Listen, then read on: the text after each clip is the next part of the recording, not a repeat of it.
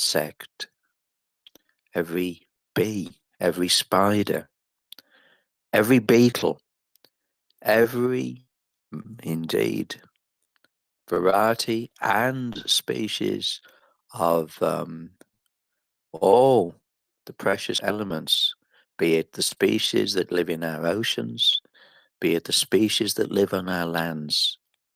We have a duty to protect all of them because we have a duty, finally, to understand, if we possibly can do, that if we don't protect these vital cogs, these vital wheels, these vital ecological and ecosystems and environmental systems from any more obliteration, annihilation, and wipeout, we ourselves as human beings will be the prime wipeout target.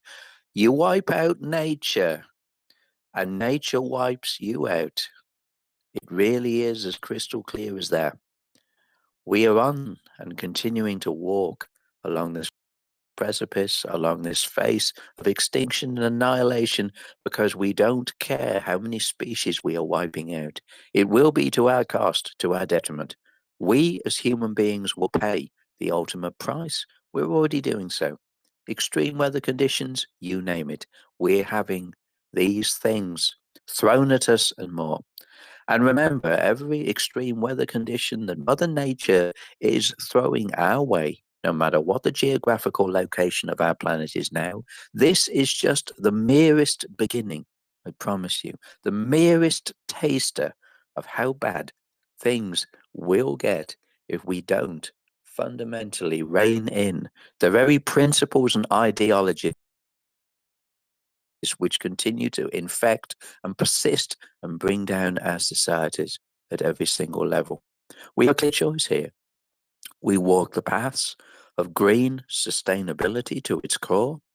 We walk the paths of indeed deep green ecology, which is entwined with a fundamental safeguarding and sustainability of practice to its very core and the heartbeat itself.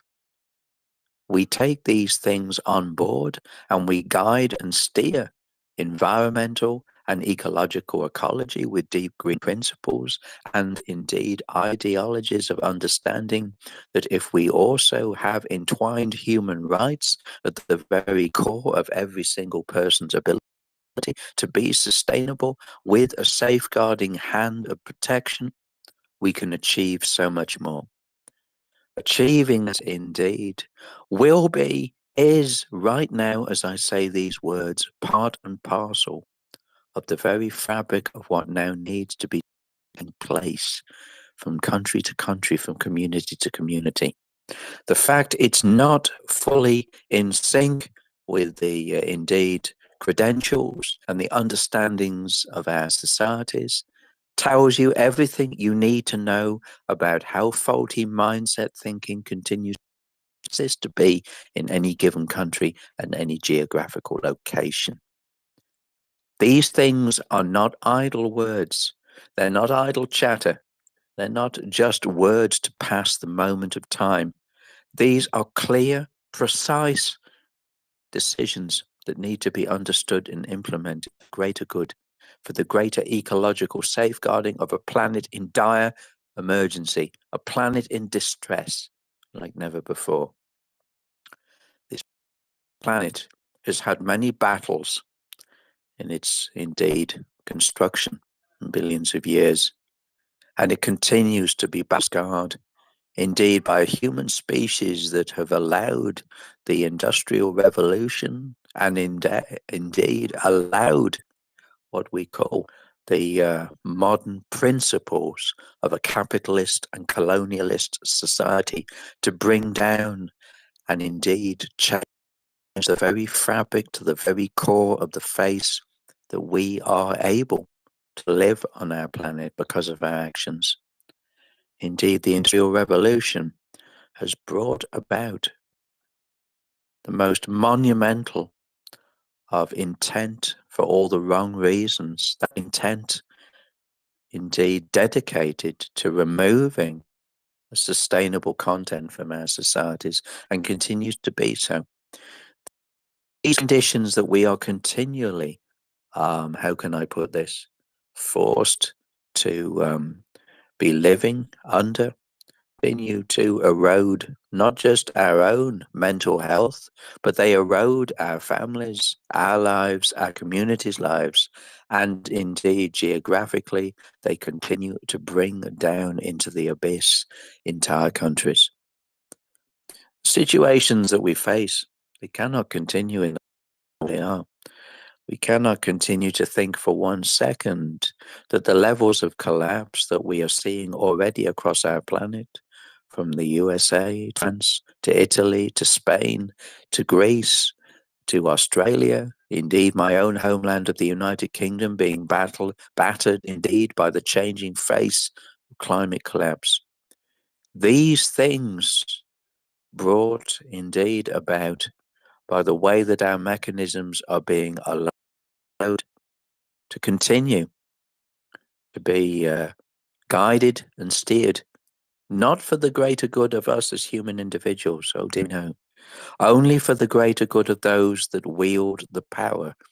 What we have to remember here, that those that do have this, what I call the heady, toxic mix of power for all the wrong reasons, we have indeed, when it comes down to it, a very small group of very, very powerful people across this planet that are trying to annihilate the greater number of good, decent, honorable, indeed hard-working and dedicated people on our planet that do not want to destroy it. These imbalances, they don't have to remain imbalances. We as people, as collective individuals, outnumber those that are trying to destroy us. It is as simple, indeed, explanation as I can dexterously find as I say these words on the microphone. We outnumber indeed geographically the numbers of people who are dedicated to your collapse, my collapse, your family's collapse, your community's collapse. We don't, and we mustn't, in no uncertain terms, continue to stay silent. We are having our communities removed by the second, by the hour, and by the day, not just because of extraction practices that are totally alien to the very fabric of survival, indeed, for Mother Nature, indeed, us collectively as people who are trying to continue to live on this earth with the changing face of climate collapse continuing to take away any semblance of what we used to know and used to see in terms of the way that our planet was, but indeed has changed now beyond all recognition to what it undoubtedly is. These things are and must be understood by as many people that, how can I call this, consciously want to work for the greater good of themselves and their families. We are not talking about people when I talk about these issues that are detached from reality. Oh, you know, we are the ones that are very much in the grasp of reality. It is those that continue to persist, wielding this toxic nature of power that is dedicated to destruction. Those are the individuals within the corporates, the companies, the media, political power, and the governments that are detached from reality. And even if they are connected to the tentacles of reality, they will deny the reality until the bitter end, until the climate emergency takes away their homes, their businesses, their families' ability to live, everything. And it will do. Make no mistake about it. As I've said too many times before, but these words are coming in here again. A planet hotter than it's been in 110 years takes no prisoners. It doesn't do bargains with a rotten and corrupt governmental institution after institution after institution that wants to deny life, indeed, and deny sustainability to the greater majority of the good, decent people on this earth, but want to have a sustainable availability to them within their geographical locations and their communities. planet that is hotter than it has been in 100,000 years doesn't do bargains with physics. It never did and it never will. It does not do bargains with deranged and mentally unstable politicians and governments that want to continually rip apart your existence to be able to live because of their bad decisions. It doesn't do bargains with a media that fails to instruct and guide a global audience of 8+ billion people because the media has denounced vocal responsibility on reporting the climate and environmental emergency because the media is owned by the extraction industry and indeed governmental institutions. There is no question, a state of very, very clear and principled understanding to be taken on board here. How many of us want to actually take those understandings on board? Demands, indeed, depends very much on how many of us across this earth will be able to see the guiding line of responsibility before the lights are removed from the equation altogether. We do not have the luxury of time. Remember, as I've said too many times before, 2C by 2035, and indeed 4C by 2065. Remember those temperature fluctuations. Remember the data that they came from. And remember the scientific, indeed, data that continues to be shared by the world's, indeed, influential, dedicated, and active climate scientists, which continue to put that data out there on this X platform. Remember the data, remember the temperatures, because they don't lie. This climate emergency has never lied. It's only those certain individuals within these organizations, governmental organizations, political, corporates, industry, big business, indeed, oil, that continue to lie to you. Going south, I know you want to share some observations, my friend. Microphone is yours. I'll be back in a minute.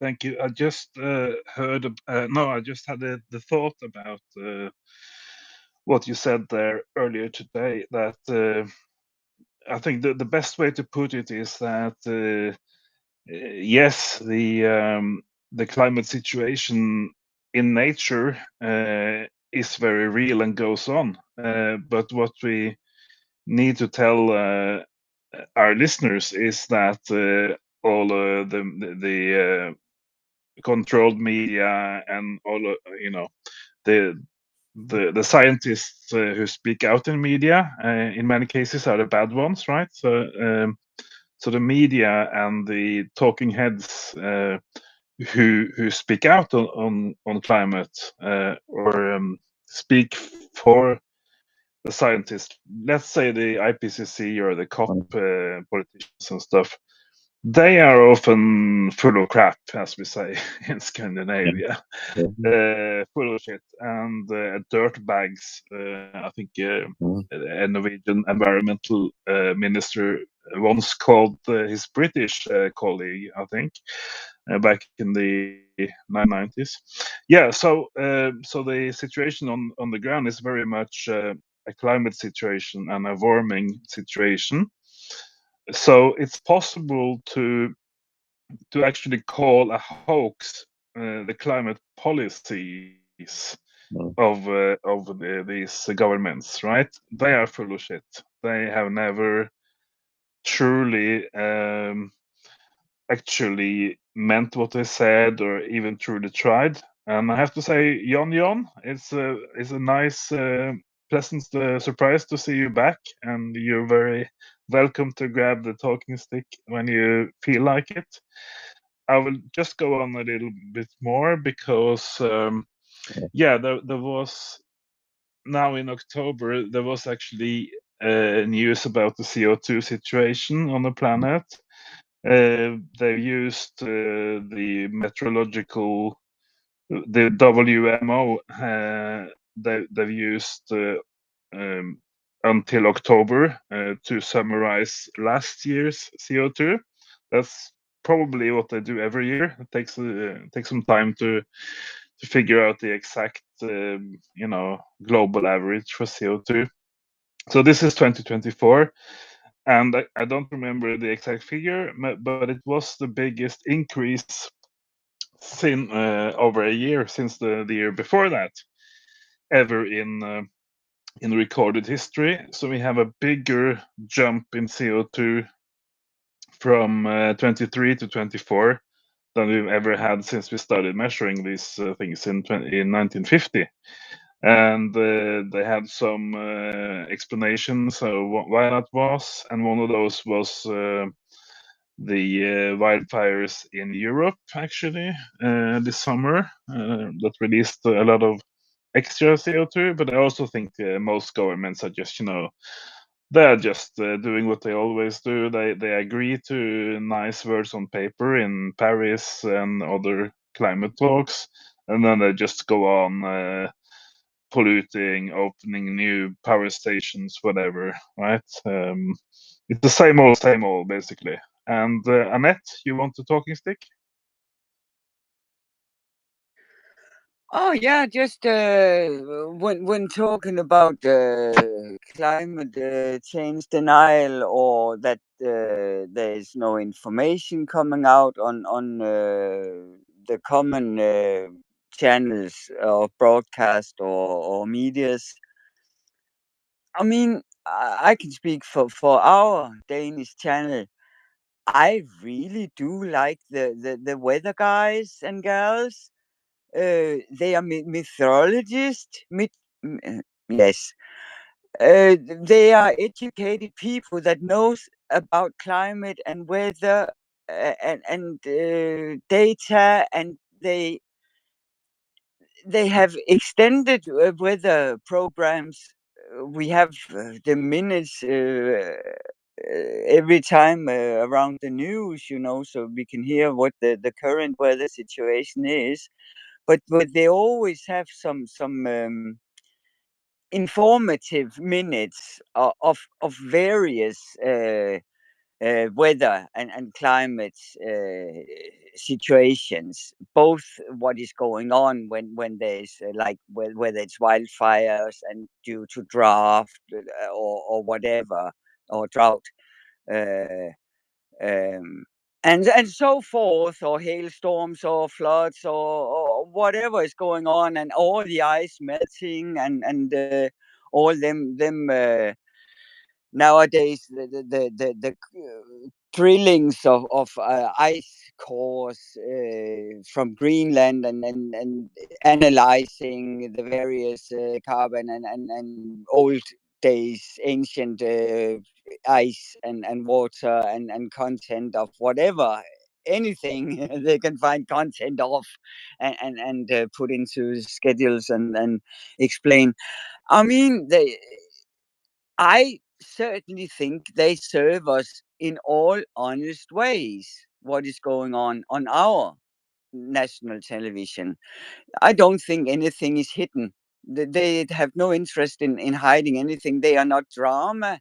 It's not big drama, but it's information. And it's definitely also information of what is going on more with flooding here. And if the sea rises, and the temperature that is getting above them 1.5, and our weather guys and gals are definitely talking about the Paris agreements, and the 1.5 are heading towards the 2, and when is what, and this and that. And what can we do, and how high will the water get? We are lowland country. It's only the Netherlands that are Holland that is lower than Denmark. So there's plenty and coastline all the way around. So all sort of cities with ports that are doing whatever planning of what can be done to accommodate climate changes. I mean, we are really up and with it. There is climate changes going on, you know, and then we can have the debate if these climate changes are human induced, human activity induced, but which the most people kind of get the drift that it is. All our pollution and shit, has done something. At least the most sane people know that. But we also know that weather has been changing all the time. So, however, we do know we have to stop the pollution and all. But I'm just glad that I do think there is honest information going on. And sure, also on X, whatever you all can read all so much. I do not read all them, this and that, but I listen gladly whatever you're explaining. Thank you.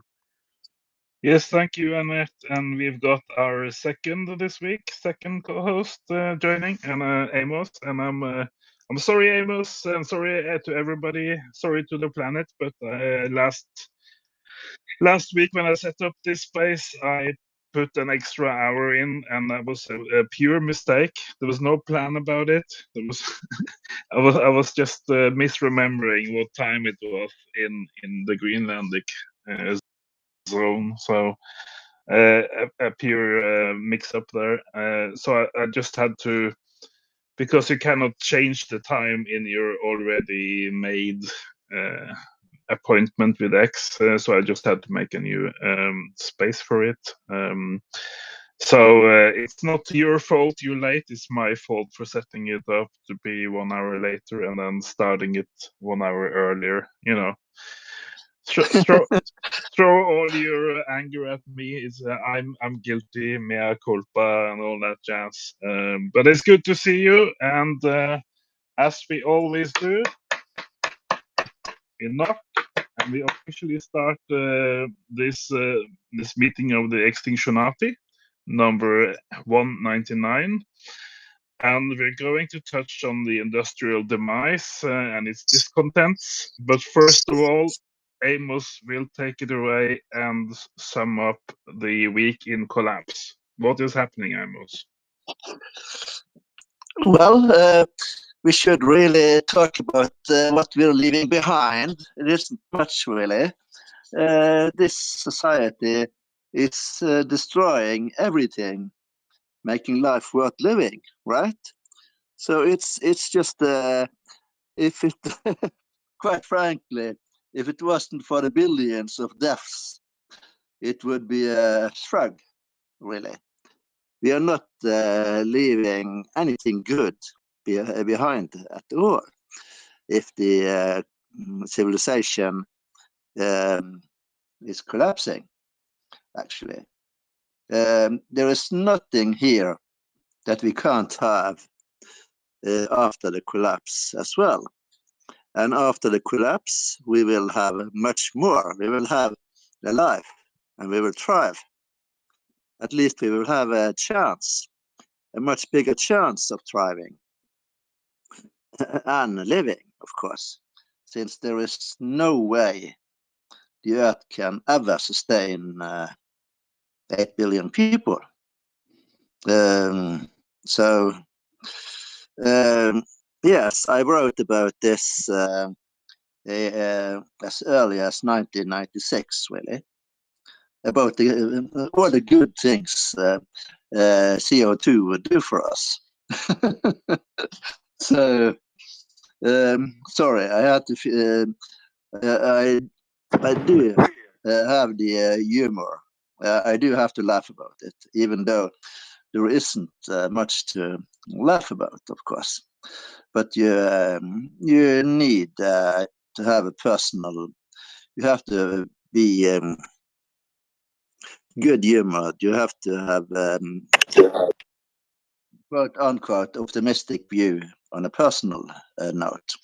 I have no illusions that I necessarily will survive the collapse or the bottleneck, but I still want it. So there it is. Aside from that, this week it's just taking 10 turns for the worse, as usual. The climate change is becoming more and more obvious. The extinction becomes more and more obvious.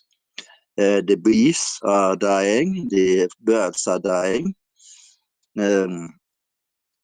All ecological systems, almost virtually all ecological systems are collapsing. So lots of good news here. Thank you.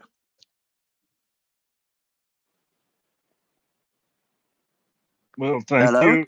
Thank you. Yeah, you are live, and we do hear you actually this week. Yeah. So fantastic.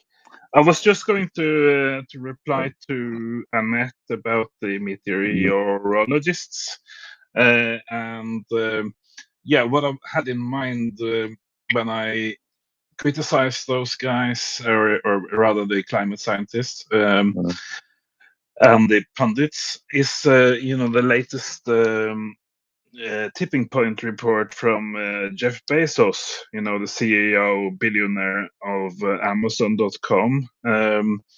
They have declared the first climate tipping point to have tipped this month, and they're doing that, of course, for monetary reasons. Is just ahead of the COP30 conference, and they want to sort of grab attention and get the funds, the money, the project, all of that jazz. And so they declared the coral reefs to have tipped. But this is a corporate climate report. It's not a government report, or like a scientist report. It's just a corporation, basically Amazon.com, owned by a billionaire, and they've called around or gotten a number of scientists to put their name on the report, and I'm sure they've been generously paid for that.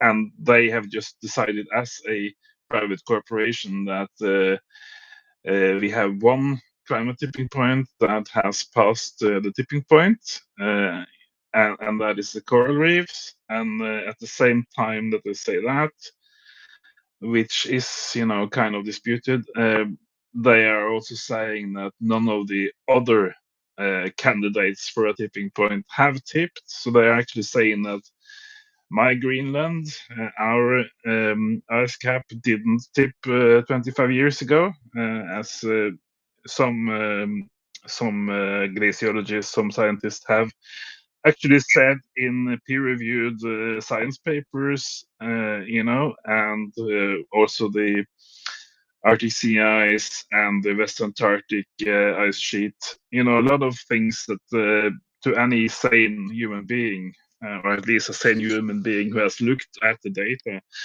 can tell you with their hand on their heart that these guys tipped, and there's nothing we can do about it, right? So, and also what they also put in that Jeff Bezos report about the tipping points was that while this may sound, dangerous or alarming, you can just buy an electric car from China, get it shipped from China, and it all will be fine, right? Or you can just send money to me as a billionaire CEO of Amazon, and I will fix the coral reefs, right? So there's tons and tons and tons of things that are wrong about this communication, this report. And actually today, right before we went live here, I listened to the daily podcast from Breaking Down Collapse, and those guys, while a bit conventional, actually today's episode was brilliant, because they broke down all the things that were wrong about this tipping point report better than anyone I've seen trying to do that. So yes, science has always been carried out by scientists, by human beings, and human beings have their weaknesses, and they have their sly ways of doing things. They have their backhand ways of dealing, and taking money under the table, all of these things. Yeah, I could go on and on, but I see we have Dale with us as well. Fantastic, Dale, and congratulate you with seeing through all my inaccuracies as to when we will begin today. I made a lot of mistakes, or one mistake, but it's a big mistake. So happy to see you. Happy to see everybody here. And now I will let Robert have the talking stick, and I will also, allow my co-hosts to direct the rest of the meeting. If you can share that between you, and I will kind of take a listening role. I will try it at least. Yeah. Thanks, Robert. Yeah, thank you, Going South. Appreciated talking stick received with grateful awareness indeed. Your points exactly on absolute accuracy as always to the credentials, or rather the lack of them, which continue to persist in our societies. Hence the need for us to be vocal, for us to speak out, for us to talk about what I can only describe as this, how can I put it, apocalyptic picnic of events that continues to peck away at our sustainable path. There are many elements in play here. And indeed, when we talk about futures of people collectively, these elements in play do not give us the dexterous ability to have choices by the dozen. In fact, far from it. They, indeed, as the time continues to pass, indeed, we are well over the 1.5C threshold. That inaccurate data that continues to persist and surface on this X platform, and indeed those that continue to think we are still at 1.5 are seriously in need of a news update, because indeed we have significantly moved along. And indeed, we are ever moving towards that ebb, as I can continue to reinstate, because of the urgency of the situation, to see by 2035, maybe even a little earlier. Indeed, me watching the fluctuation of scientific and climate data as I do, we are indeed on the path of no holds barred, utter and complete oblivion in our current state of affairs. That oblivion, of course, is compounded by the fact of, while we continue to have our very systems be allowed to be steered by those that want to continue to annihilate us, all 8+ billion of us, we cannot expect to be able to turn or indeed see around consecutively to bring not just climate awareness. We are a little beyond that sort of element even now, but we must continue to indeed push the issue of climate awareness for all it's worth, because it is in fact needed to be shared, because we have 8+ billion people that, for the usual reasons of which I continue and tirelessly shared in so many of these room spaces, the media, indeed, your global media, has continued to hands down fail you. It has not reported the extent of how bad climate collapse is. Your climate scientists have shared the same observations with you on this X platform tirelessly. And the fact is that indeed our global media has indeed not been responsible with reporting to the public.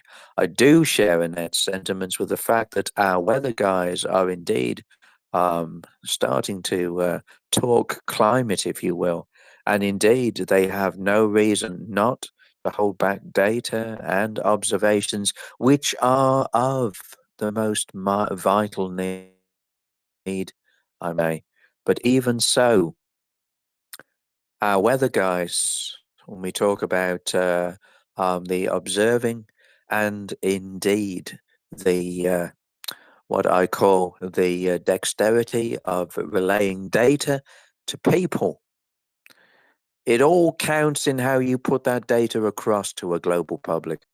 Our weather guys, yes, they are starting to realize, of course not before time I might add, that being honest and truthful about how bad a climate emergency is very much in the interests of every single person on this planet, or at least it should be if you had any semblance of responsibility upstairs in the head.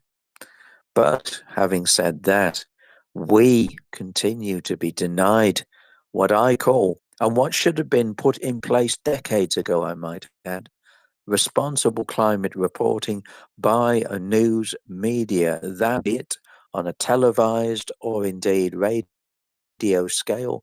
All media is important when it comes to discussing and indeed telling the public the truth. But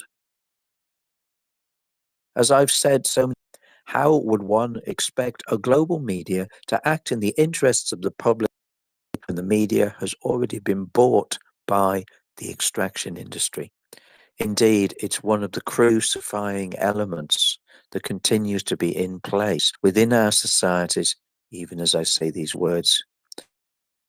To be able to change a global media platform in order to discuss and indeed tell the public under no uncertain terms, you've been lied to.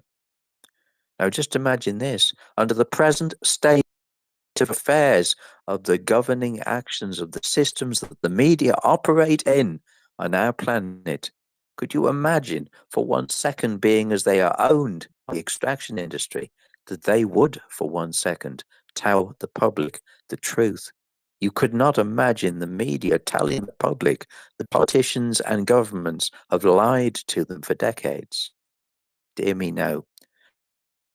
Because the media couldn't bear the lies and the deceit that governments have had on their shoulders in covering up this climate emergency for so long. Couldn't possibly be able to come clean on it, because it would deny every principle of lying extensively, fundamentally, and categorically that there is. So the situation remains that a media fully paid up to continue to perpetrate and glorify and pass on consecutively those lies by all governments and politicians. They will do it no matter what it takes to the end. I've said this too many times before. A media that is indeed guided and steered only by misinformation and disinformation. Remove those equations, and you have a media fit for purpose of vocal reporting intent to a mass public. It cannot be any clearer than that. I have gone over this in so many different ways in the course of me speaking live in these meetings, room spaces. And indeed, every single time I touch on this, when I talk about global media, I have to find new ways of getting the message across, ways that will not be misinterpreted or misunderstood, because there is no blurring of the lines here. You either realize that there are indeed these individuals within media organizations that will do everything possible to keep the lid tight on how bad climate collapse is. And then we have our weather guys, which are trying, bless them, across the planet to communicate intelligently and effectively, and God knows it's needed, with indeed the credentials that need to be put out there to order to empower people. The problem is, as I've said too many times, that not only do people need to be empowered, but people needed to be educated to who has lied to them for so long. The people you see across this planet are so indeed indoctrinated and brainwashed that they are still unable to join up the dots on this climate and environmental emergency. It's blatantly obvious this, what I call cataclysmic cavern of ignorance, persists across the board. It is understandable. Realize this, that 8+ billion people are going about their daily affairs, that they are completely desensitized to an emergency. They are completely desensitized to danger. They are completely desensitized to understanding that the life support systems that they think will always be there for them until the end of time won't. That is one of the great defining situations which has no suppressive state attached to it. It's clear, it's there, and it's what it is. You cannot cover up the truth in the end, because the truth will out, as they say. It will have the last word. And sooner or later, even though we have mass amounts of millions and billions of people whose lives are fundamentally, totally, and categorically balanced, the defining elements in the end, be that of Mother Nature, will decide how many of us are going to be finished off by this collapse and how many of us won't be finished off. The geographical locations, of course, will come into the conversation, as they always would do and always will do. But having said that, the geographical locations alone are not just part and parcel of what I call the throwing of the dice, indeed, not in our favor of a human species, but indeed the throwing of the dice, if you will, of just how many of our communities will be not just scarred, not just seriously wounded, but totally annihilated from being able to exist in their present forms, of which many of these communities have been there for centuries of time. Something indeed more than the words I want to put into this vocal intent. It is more just reflections. These indeed are more, these observational cues, if you will, of understanding the reality of the situation. It is more than just a prophecy or prophetical intent. It is the clear facts of the situation. We do not realize by now, if we do not understand, we need to repurpose and re-guide societies, re-guide them onto the path of being able to rise above this mass scale of extinction that we are self-imposing on not just ourselves, but on nature, Mother Nature itself. There are many guiding lights that can be gained, used, nurtured, and understood here. But these guiding lights and principles of understanding the clarity of the situation cannot be fully represented or taken on board with mindsets that are totally blurred into oblivion to understanding them. I speak about people, public at large, indeed. We are so distracted within our daily living circles and our communities that it is totally and utterly sickening to its very core.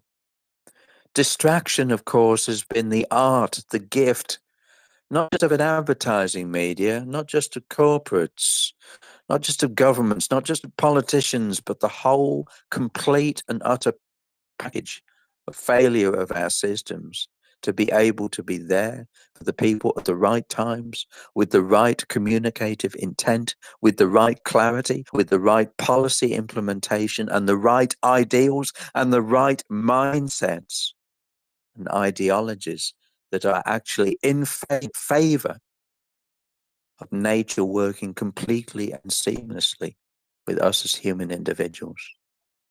This, of course, has indeed been what I have always said, the full package of indeed those within our systems that have done everything in their consecutive power to remove us having any semblance of wanting to just not just talk sustainability, not just talk responsibility, but to actually know that it should be flowing through our veins like the blood itself that flows within us. It is as clear and indeed concise as that. Responsibility isn't something to be looked at as a casual gift, something that you purchase by the pound in a shop. In fact, far from it. Responsibility is a rite of passage for anyone who is humane and human and indeed humble and indeed honest and decent enough to take on those principles and realize that all those elements are for the greater good and the greater ability of us as collective individuals to be able to thrive, nurture, protect, and succeed. Many situations are in play. We are in the vice jaws grip of a darkness that has descended across this earth over the decades, a darkness of human inadequacy, a darkness of indeed a human brain and brains that have descended into what I call the total abandonment of collective responsibility for people. When you abandon the greater good of the survival and the acting survival of your fellow people, you abandon morality. And morality has been something that has been eroded into oblivion on this planet. You see it everywhere. In my own community, I see it every single day.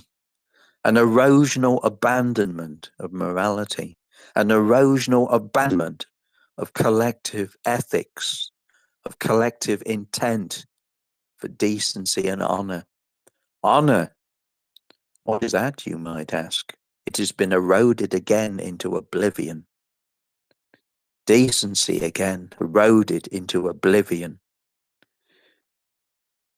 The facts, for what they are glaringly obvious. But there are so many people that indeed, as I say these words, could well be listening out of the room and think that I might as well be speaking in another tongue from another planet. Such is the detachment of what my own fellow human beings are going through on this earth. We might indeed have blood flowing through our veins, all of us, but we are not indeed equal by any entirety when it comes to understanding truth within situations that demand the truth. Truth must be the salvation that lifts all of us up in the end. And truth will, I promise you, decide how many of us collectively want to actually be that lifeblood of safeguarding for our collective friends, families, and indeed all of us around us in our collective local and national communities. These things are not just chance elements. They're not something to be brushed under the carpet or be ashamed of. These things are not just whimsical observations that can just be dismissed with a light-hearted touch. In fact, far from it. These things are and play completely and utterly all their parts collectively to how we are able to gain not just a unity, but gain our ability to get through these situations of total and utter disintegration, annihilation. Unity plays its part with us collectively as human beings to be able to move with indeed a level of understanding for the greater good.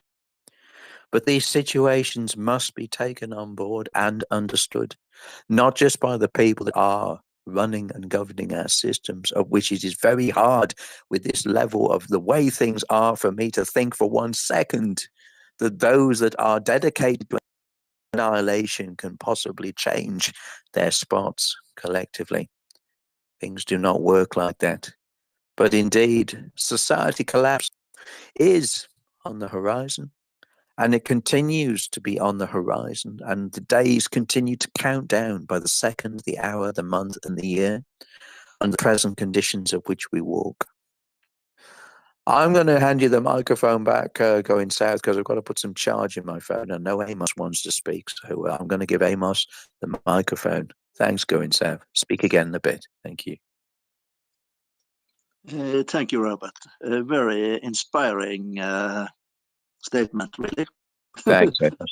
Thank you. I always become inspired by by darkness, really. I've never seen darkness as a bad thing. It's just that everything becomes bad today, really. I will speak a bit more about the depth of the lies and deception and the mirror double speak today, really. They lie, the establishment, the establishment in general, they lie all the time. Anyone even remotely connected to the establishment is lying. Also by telling the truth, by misdirection, really. One such case today, really, or just today, I guess, was the local leader of the Green Party. He hailed the new carbon capture initiative on its way in Western Norway, really. What is funny, really, I'm not surprised anymore. I expected it of him. He has come with lots of downright establishment statements and politics for years, really. He and all members, almost all, yes, collectively, all members of the Green Party in Europe. The Green Party in United States is a little better. They don't buy the warmonger thing, for one, at least not the current dominant majority of the US Green Party don't buy the warmonger tactics. And we see today as well that the old warmongers, United Kingdom, France, and Germany, they keep it up, really. They have kept it up for 200 years, and they keep doing it. So they as Robert pointed out, there is very little hope for a turnaround of professed liars and deceivers and mirror makers and everything, really. The biggest river in Norway today, the Gaula, they found tons of dead salmon, rotting salmon there today, and they don't they report about it, but they don't put it in context with the extinction and or climate change and stuff. Was also they found a turtle in northern Norway where there has been no such turtle ever, really. And they failed miserably, as usual, deliberately, of course, to mention that it was related to climate change. It was a tropic turtle, by the way, a tropic turtle that has hardly been in Europe before, and now you find it at the polar circle. Once again, it would be funny if it wasn't so tragic and so extremely dangerous. How can the majority of humanity ever come to the right conclusions when they are lied to every second of the day, 24/7, 24/7, 365, for that matter? So the red line in the sand is between those that want to vanquish current society and those who won't. Those who won't are suicidal. They are very much eager, collective, suicidal people. And once again, humanity are currently committing collective suicide as a species. It's 100% certain that humanity as a species will ever do anything active and significant again to stop climate change, to stop extinction, to stop social inequality, you name it. Really, it's we are in free fall, really. To say that we are on our way to the abyss, on our way to the edge of the cliff, is way too kind.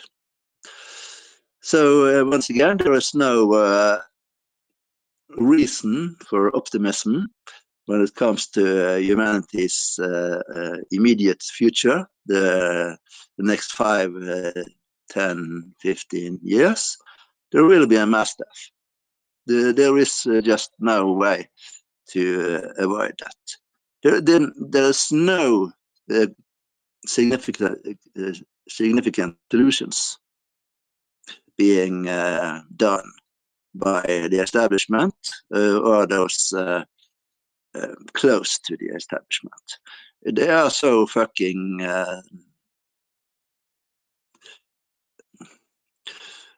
full of themselves, really, that they will never change. They will never do what's necessary. They have no desire to do so because they love the current society.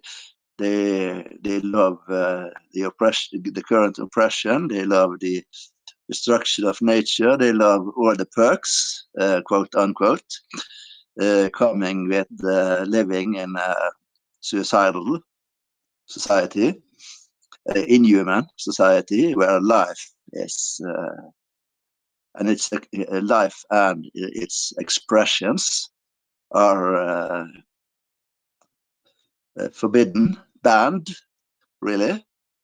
If you are trying to live in the current society, if you somehow manage it, in spite of everything, they come for you, really. They come for everyone, even approaching rebellion. While the bees are dying, while the salmon is dying, the birds are dying, we are all dying, really, quite frankly. It's just that we are still breathing and walking, but we are still we hardly live anyway. So, but it's very important. You shouldn't let all that pacify you. It's more important than ever to fight against it. But you can't expect the government and the establishment and those in charge to do anything about it. You have to do it by yourself and a group attached to you, to people that are able and willing to make alternative societies,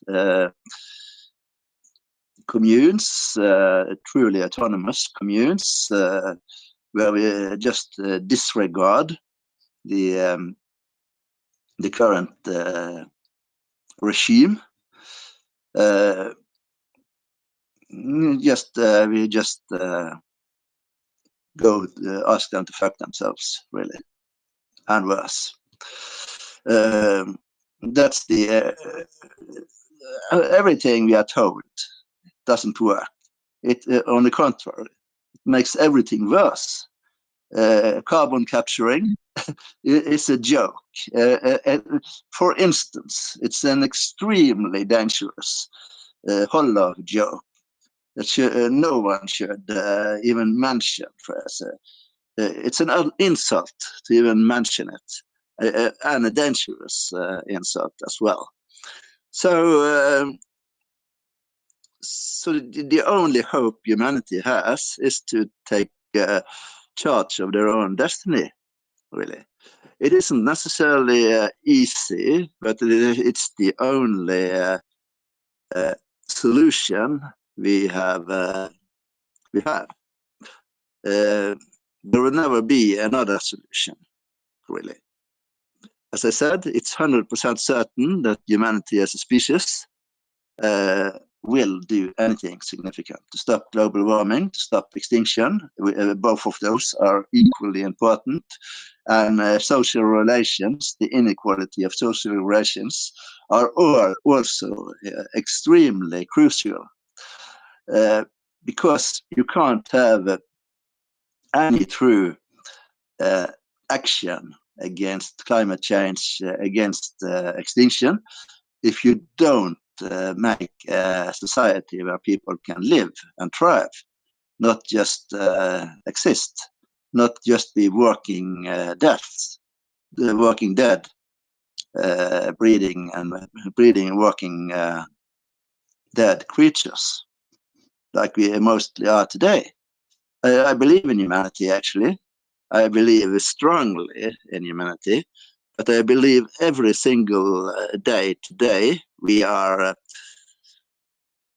diminished in stature. We are diminished every single second of the day. We are encouraged. All our bad sides are encouraged. While in nature, while in a tribal hunter-gatherer society or similar, all our good sides are encouraged. So so we must exit a society that discourages all our greatness, all life, really. Yes, that's the truth that should actually be pushed down people's throats. Because it's so important for all of us. Thank you very much. Thank you. Back to Robert. Thank you, Amos. I just comment on those warmongers, and it's almost like you call them the Green Party warmongers, right? Because they are sort of overlapping very much. Yes. And just this week, I happened on a Swedish podcast, which was in English this week, and they offered some details on how the US European coup in Kiev that started the Ukraine war, how that happened in detail. It's been documented, it's been published, but nobody in the corrupted media wants to publish it. And this is from a Mr. Bob, not Bob, but BAAB. He's a German, let's say, genuine old-timer journalist doing actual journalistic work. That you see is nowhere to be seen these days. And he is, of course, persecuted in Germany because he is doing an honest job as a journalist. Reminiscent of certain other regimes in German history, just put it like that. So basically, during the Maidan demonstrations in 2014, when some parts wanted to join the EU and some wanted to stay, independent and sort of in the Russian circle of influence. The target, the aim was to overthrow the democratically elected president or prime minister. Can't remember all the names. I'm just a Norwegian guy, right? And during those Maidan Square demonstrations, where CIA was involved, all these kinds of regime change people were over there. There was something like a meeting between European diplomats, what you call that, foreign office people, that kind of stuff. And the local fascist guys, right? The Nazis, the swastika wearing militia guys. And I had like a meeting during the Maidan Square demonstrations, and the fascists would ask the diplomats from Europe, how many people do we have to assassinate in this square today, right now, in order for European governments to declare that this was the fault of the elected government, and that Europe has to intervene to overthrow the elected government. And then the diplomat said, well, about 100 people. You should slaughter about 100 people, shoot them from the windows of the hotel, and then the European governments will fall in line and declare the government as what you call it, not fit for purpose, that need to be overthrown, that kind of stuff. Okay, so 100, yeah, we'll do that. And then they went up to their places where they had overview of the square and started shooting both policemen and the demonstrators of both sides, basically. They just needed a massacre, and it was, kind of a false flag that you were supposed to believe that this was sort of the Yanukovych or whatever doing this. Yeah, so that's kind of how this started. It was fascist from day one, and of course, with the weaknesses of democracies and the underhand deals and the shady stuff going on in politics. That's why Europe is now at war, and that's why we want Tomahawk missiles to fire inside Russia. Playing with fire, playing with nuclear war as a very real potential there. And it all started with this very, very ugly fascist lie and massacre. And yeah, as I said, because of Bob and other people, other German journalists doing a proper job of this and covering the conflict in Ukraine, they are fired from their university lecturing positions. They are debanked, which means that you can't get a bank account anywhere. Right? Try to be a journalist in Europe in 2025 without a bank account. That's it's not easy. So that is kind of the situation of the corrupt media. And ask yourself, with these guys, with the Green Party, or these guys, dominating European media today, will these guys tell the truth about climate change and tipping points? I don't think so. I don't think so at all. So, Robert, take it away. And we don't have to. One more thing about. We don't have to argue about who's the good guy of Russia and Ukraine. No. Just saying that these are fascist crimes that started the conflict, and it shouldn't be tolerated. And we should, instead of punishing proper journalists, we should reward them, and we should fire the other journalists. Thank you. One more thing about Maidan, the so-called Maidan rebellion. They were actually paid.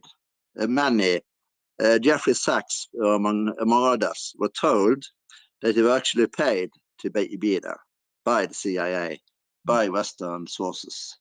Paid a lot of money to be there. So it's all made in the West, in dark rooms in the West. So we should definitely support Russia in its struggle, its fight against the Western world, because United States and NATO, like they have been for a long time, are the crooks, are the villains, are the ugly face of mankind, of humanity. Well, as I said, one more thing. United States slash NATO slash Israel. Those are the trinity. But as I said, let's not have a debate if Russia is good No, and Europe we is bad. don't need that debate, do we? My point here is that Europe should figure out their own shit, right? We don't really know, any of us, what's going on in Russia, because we only have colored reports from it, and we can't really trust any of those reports. I'm just saying, let the West figure out their shit, because there's a lot of shit on the West, and we can't call ourselves democracies if we pay fascists to assassinate 100 random people in a square. That's not a democracy in my book. Thanks. No, we shouldn't. The Western countries aren't democracies. I've written a blog entry about that too. There are really no signs of the Western countries being democracies. It's just window dressing. All of it. The Western leadership is a bunch of pretenders, to be kind, to be polite, really. And the Norwegian Nobel Peace Committee has given the prize this year to a Nazi, to a fascist, to a Zionist, which is totally unacceptable, of course. And all this really is just more of the same. If it's just had been one more slip up, but you can take. It's been like this for at least since Second World War. So there's no doubt who the villain is, who the crooks, who the enemy of mankind is. And I can mention one more thing. What is the biggest conspiracy theory of all? I will tell you. It's that the Russians are coming. We have been told for 100 years that the Russians are coming, and they haven't come, and that should tell people something. But they are so fucking brainwashed that they don't even see such a simple truth. Thank you very much. Yeah, indeed, Amos. Going south, I thank you for your observations. Indeed, this is an ongoing topic of discussion, and it will continue to be so. I've no doubt about that. Bear with me, Kim. We will get that microphone to you in a couple of minutes, my good friend. It's great to see you here as well, Kim, I might add. And Dale, thank you for joining us, taking the time. It's deeply appreciated. As I just have a few more observations to share before I bring that microphone over for Kim.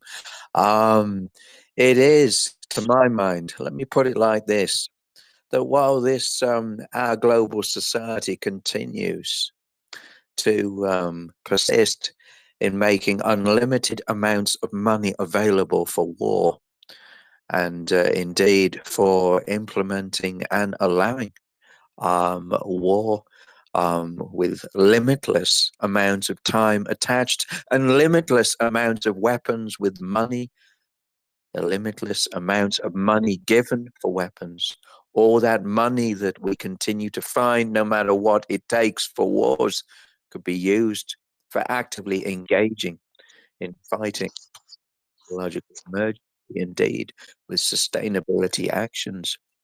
Not least, just imagine this, for all the trillions that are used for wars now, imagine the solar, indeed, projects that could be bearing fruit with that money instead of being thrown headlong and center into more apocalyptic holocausts and genocides, of which so many members of our planet are indoctrinated with at every conceivable level. When I talk about wars, yes, the human species have brought wars to an art form, a across our planet. They collectively will give every last cent or dime, if I can put it into those credentials, in order to play out this sickness that continues to transcend no boundaries across our planet. We continue to think as us as a human species with the flawed ideological mindsets of unlimited war, that indeed our planet or those fellow humans around us which deplore every single action of the intent of war at every conceivable level, those that are the instigators of war and allow the limitless money to be showered like confetti on them, have no indeed responsibility for those of us, millions and billions of people, that want no wars, that want no holocausts, that want no annihilation, that want no genocides. We just want to be able to live collectively within our communities and not have them transcended to burning and smouldering ashes and rubble at the same time.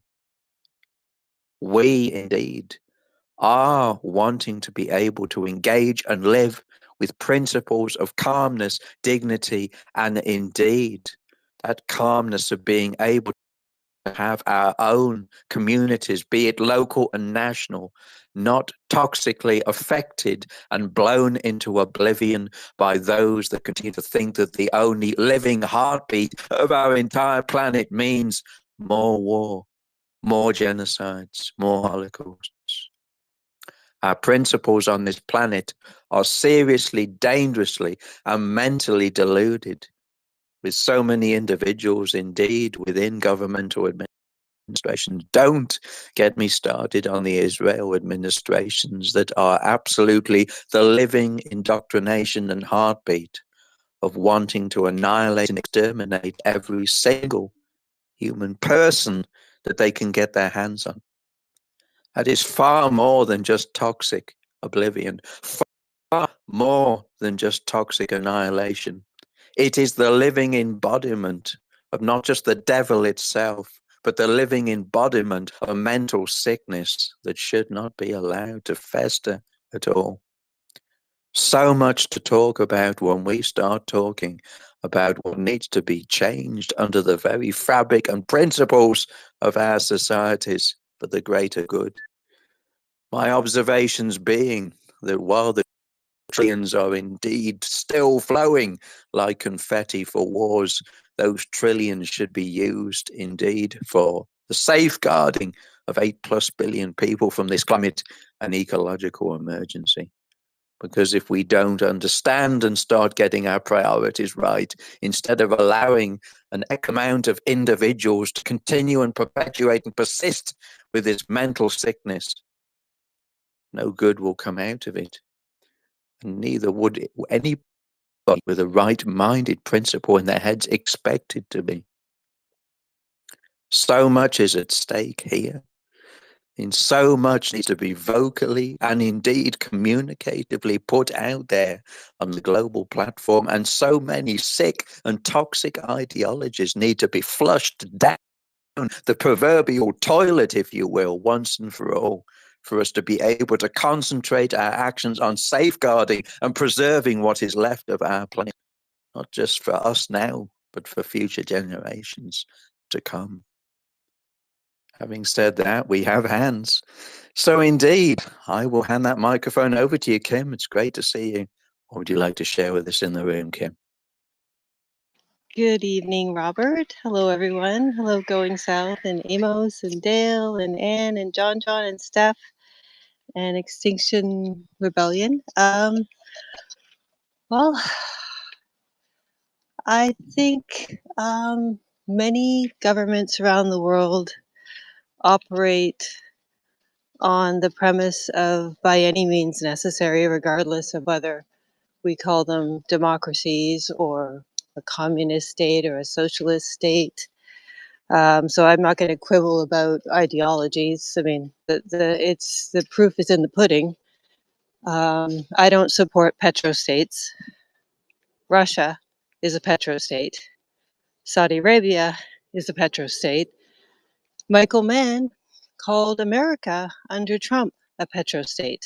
So How, do they weld or wield power in similar fashions? I think they do. Is there a great disparity between rich and poor and control of the plutocrats across many different types of governmental forms and structures? Absolutely. So that was my comment about that. It's, it's the pot calling the kettle black. I see many similarities between different governmental forms in terms of what people have in terms of rights. There's in the states there have been many changes to the voting laws. So I don't think there's as much freedom in that democracy as there was in the past, unfortunately. I mean, I don't know a lot about Russia, but I don't think it's a place where you can freely express your ideas. There's no freedom of the press. I think, if you're in the party, you get favoritism. And we have someone who, as far as I know, the leader of Russia, playing around with the rules of their constitution so he can maintain rule for a very long time, longer than he's, I think, allowed to, with switching back and forth between being prime minister. So that's all I wanted to add to the conversation. Yeah, and let's support regimes that are for the people, for environmental renewal. A lot of people say capitalism. Well, that's it's the cause of ecological destruction. It's not just capitalism. It's communism and socialism too, because they're all economies that are based on someone owning the means of production. And even though the state owns the means of production under communism, and I mean, there's hybrid socialism systems where the state owns the majority of it, there are key players that are in charge of the means of production. So it ends up being power in the hands of a few. Thank you. Excellently said, if I may say so, Kim. Observationally superb, with right on point. Indeed, those observations you've shared with us, Kim, are the embodiment of what is the ongoing situation, for what it truly is. We always aim to bring light and clarity on any given subject and topic which comes into these room spaces. And indeed, we aim to be as clear and concise, not just to the audience we have that we are blessed with joining us in these room spaces, but indeed out of these room spaces as well. When we talk about intent, governmental intent, political intent, procedural intent, there are many different forms that continue to be interwoven and interlinked within the systems that are continuing to be in place within consecutive countries. Principles, indeed, be it failed or be it with a moral compass, they are all needed to not just be discussed, but they are needed to be gone over with how I can only describe as a fine tooth comb at the end of the day. Because we all aim and we all strive for clarity and intent. And at least we need to be able to understand suppression when we see it, when we hear it, when we learn it, when we understand it, and when it is shown to us for what it truly is.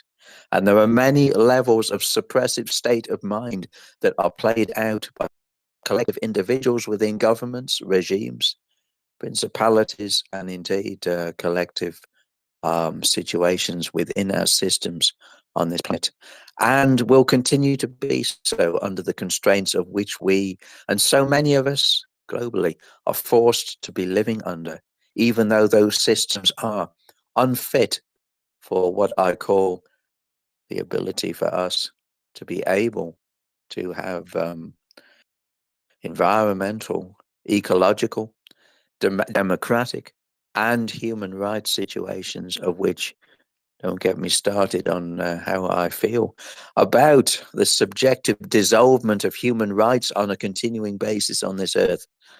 I think all of you know me well enough to know that I talk about human rights until the end of time, proverbially, and more, most probably. Having said that, I do want to take a pause because I want to get Annette onto the microphone. Thanks for being patient, Annette. What would you like to share with us in the room? It's great to have you back on the microphone, Annette.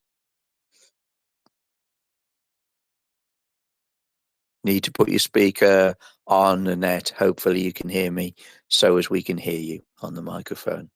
Don't know whether you've got a connection or not. Maybe I can speak while Annette figures out her. I'm here. I was just taking a leak, really. Okay, but may I speak before Annette?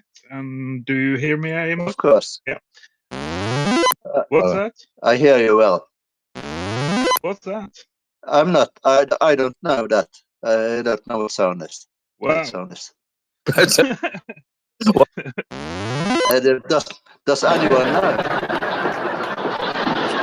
That may be Annette. That sounds like Annette. It's kind of her humor, I guess. Good. Going south, please carry on, brother. I think we need you. We need. Okay, I'll try. Okay. So we can now read these days, and Annette may be able to confirm this. We can now read in the Danish newspapers that Denmark is a part of EU, right? That EU is now leaving their Paris and net zero commitments. What surprise, right? Because that's what they always do. You know, they commit to something and then they just leave it. That's kind of climate politics in a nutshell. It's been since I was a teenager, right? So I'm just thinking now, maybe this is kind of too complicated or whatever. But in 2014, as I described, you had a fascist coup backed by European foreign ministers in Maidan, in Kiev, in Ukraine, right? So that was 2014. What year was the Paris conference? That was 2015, right? So what if EU was planning to have as an off ramp, right? The year before Paris, they instigated a coup and they wanted to stick what do you call that? Use a stick to prod the bear, the Russian bear, right? So they were provocating a conflict, a future conflict, right, for the next decade after 2014. But if they did that in order to sell us a bill of goods. Oh, they will go all in for green transition, net zero, blah, blah, blah, blah. And then, you know, a couple of years down the line, they would say, oh, terribly sorry, we would want to go CO2 free and net zero. Just can't do because, you know, Russians are bad, right? I'm not doubting that is a part of it. I don't think it's the entire picture, but I'm just saying it makes absolutely no sense for European, you know, fake green politicians of all flavors and parties to start a major conflict against China and Russia at these days. Absolutely no sense if is a big if they actually meant anything they said about resource use and green and gray energy types, if all they cared about was the ecology and Mother Earth, right? Which it is not. You should not believe these people. They are liars. As Amos says, they lie, and then they take a nap and they lie some more, right? That is the nature of these old and often unelected bull crap politicians in the EU. And Annette, can you confirm what I'm saying? Can you hear me now? You cannot hear me Yes, now. Can you hear me? I can hear you. We can. Okay. It is so weird. My phone is acting, or this program is acting today so differently than ever before, and that was me. I did them thumbs up with them sounds, and then that soundboard also I gave the laughing, and yeah, because uh, I do not choose to get that on my screen. But now my mic is on and I can't turn it off for that matter. I don't think so. So let me continue where I was going to say something and then fucking find out how I get from this screen. I can't get off this screen like that. Swipe my here, my there. But I hear you all. And I'm not reading much. I have learned from traveling. And it is not about my stories, but it's about what I have seen and what I have learned of. So when I was talking about where I was growing up, and we had hares and foxes in the coming to our garden because it had just been countryside outside my hometown back in them days when that was and now it's ring roads and I don't know what. I'm sure there ain't no foxes and hares there anymore, but the thing is I've moved to the countryside and there ain't no foxes or hares. I have not seen a single hare this this season, and I have not heard a single fox, or we have not had the fox coming because sometimes when I live here, it's let me explain that I have bought this place out in the countryside where I was a renter and pressed to buy by a shark renter renting out wrecks in the countryside. But it was okay for me to buy this little piece of land simply just to try and preserve some little spot in the middle of chemical pesticide ridden farm uh, industrial terrible greed culture farming nowadays. It's so devastating for our land, for our air, for our waters. When talking about the regenerative farming, the nutrition in what they're growing is so poor anyway. And with all that, when I posted on here, this PFAS pesticides that they're still spraying near our and upon where we are drilling for our groundwater. And I mean, and the layers of lowland we have got when we talk about the politics and how slow the bureaucratical movements are going. We're getting even the agreements of getting our lowland areas taken out of farm production, taken out of being poisoned in any whichever way, so that all that is not going into the streams and the rivers and out into our dead inner oceans. All the inner oceans where Denmark is sharing, we share waters, the Atlantic and the North Sea with Britain and them isles. And then we've got Norway and Sweden. And then we got the narrow waters where we also then share with Germany and Poland and Estonia and Lithuania and Estland, Letland, Lithuania. And then comes Finland and Norway again. No, Sweden. Yeah. Norway ain't got water. Access up there. Geography. Anyway, our inner waters are dead. I mean, the sea bottom is dead of fish and dead of life. Even like up here in the this season, there has been so many of our inner fjords and bays have had such poor oxygen in the waters that is also caused by the flow. This is obvious for all of us, but it is what is going on in this country, that all the pesticides and the excessive fertilizer is running off in the streams and the rivers and out into the salty bays and out in the oceans that we share with our neighbors. And so sometimes, the good excuse or bad excuse in Danish politics. Yeah, but it's also the others. They're also pollution. Poland, they're polluting down in Poland. Did I forget to say Poland? We share waters with. No, I did say Germany and Poland, didn't I? Because that is the thing. Hey, and waters with St. Petersburg, that part of Russia.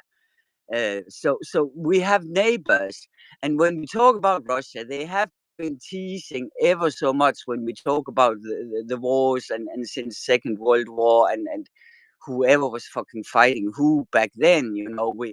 We have plenty of programs on TV that is nowadays informing truthfully and also like veterans and Holocaust survivors, whoever is talking and speaking truthfully about what was going on during a conflict. It's really difficult to know what is going on because of disinformation, misinformation. I mean, even in the Bible that we were brought up with, they promote disinformation and deceit. Ancient papers, and it's so we taught that this, another funny thing. Let me talk so much anyway. So let me talk now that I'm into saying something about maths to me. See, when I was growing up, this country, Denmark, my islands, and then a peninsula connected with Germany. That peninsula is called Jutland. That is Jylland in Danish, right? But Jutland, and so we are Jyder. We are Jutlandic people. And Jewish people, they were Jyder. So when I was a child, I thought Jyder and Jyder was the same. You catch my drift, up in my childhood brain, Jyder and Jyder, because it just sounded like a dialect of the same word. One was getting to know that some out in the countryside were speaking different dialects, and them in Copenhagen were speaking different dialects. So the words could sound a little different but mean the same. So it took me some whatever when I found out that okay, I was Jyde, not Jøde. Okay, so I was Atlantic, not Jewish. Okay, because in the Bible they were Jewish, right? So I was thinking they were talking about us, also me being Atlantic. So anyway, them Jews, they promote themselves in a manner that they have from Abraham. And that when Robert is talking about evil, Abraham invented an evil gangster ritual. Abraham had he was a rebel Brahmin from Bharat, from over in India. And he had trodden over with his tribe and settled over there in that Middle Eastern country. He brought the symbol of the Holy Trinity with from over there. That is was ancient culture over in Bharat in India.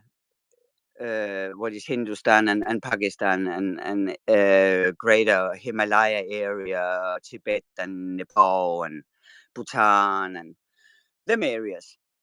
Where exactly he was located from, I do not know, and I honestly do not care because I think he's there came some missionaries here. I live on the countryside, and the missionaries sometimes come around, and when they were going, I was giving them a statement of my opinion about Abraham. In Danish, a hårbuk. It means a hårbuk. I mean a guy that either whore with the servant or just have another wife. I mean, I do not agree with men and harems. I think one man, one woman. I think holy matrimony is very fine, and one each. It's not one guy can suddenly have 10 fucking 40 wives, and then the other guys, they can just walk there, hey, hey, you could be a slave for me or whatever. You got some soundboard too. Somebody's doing that.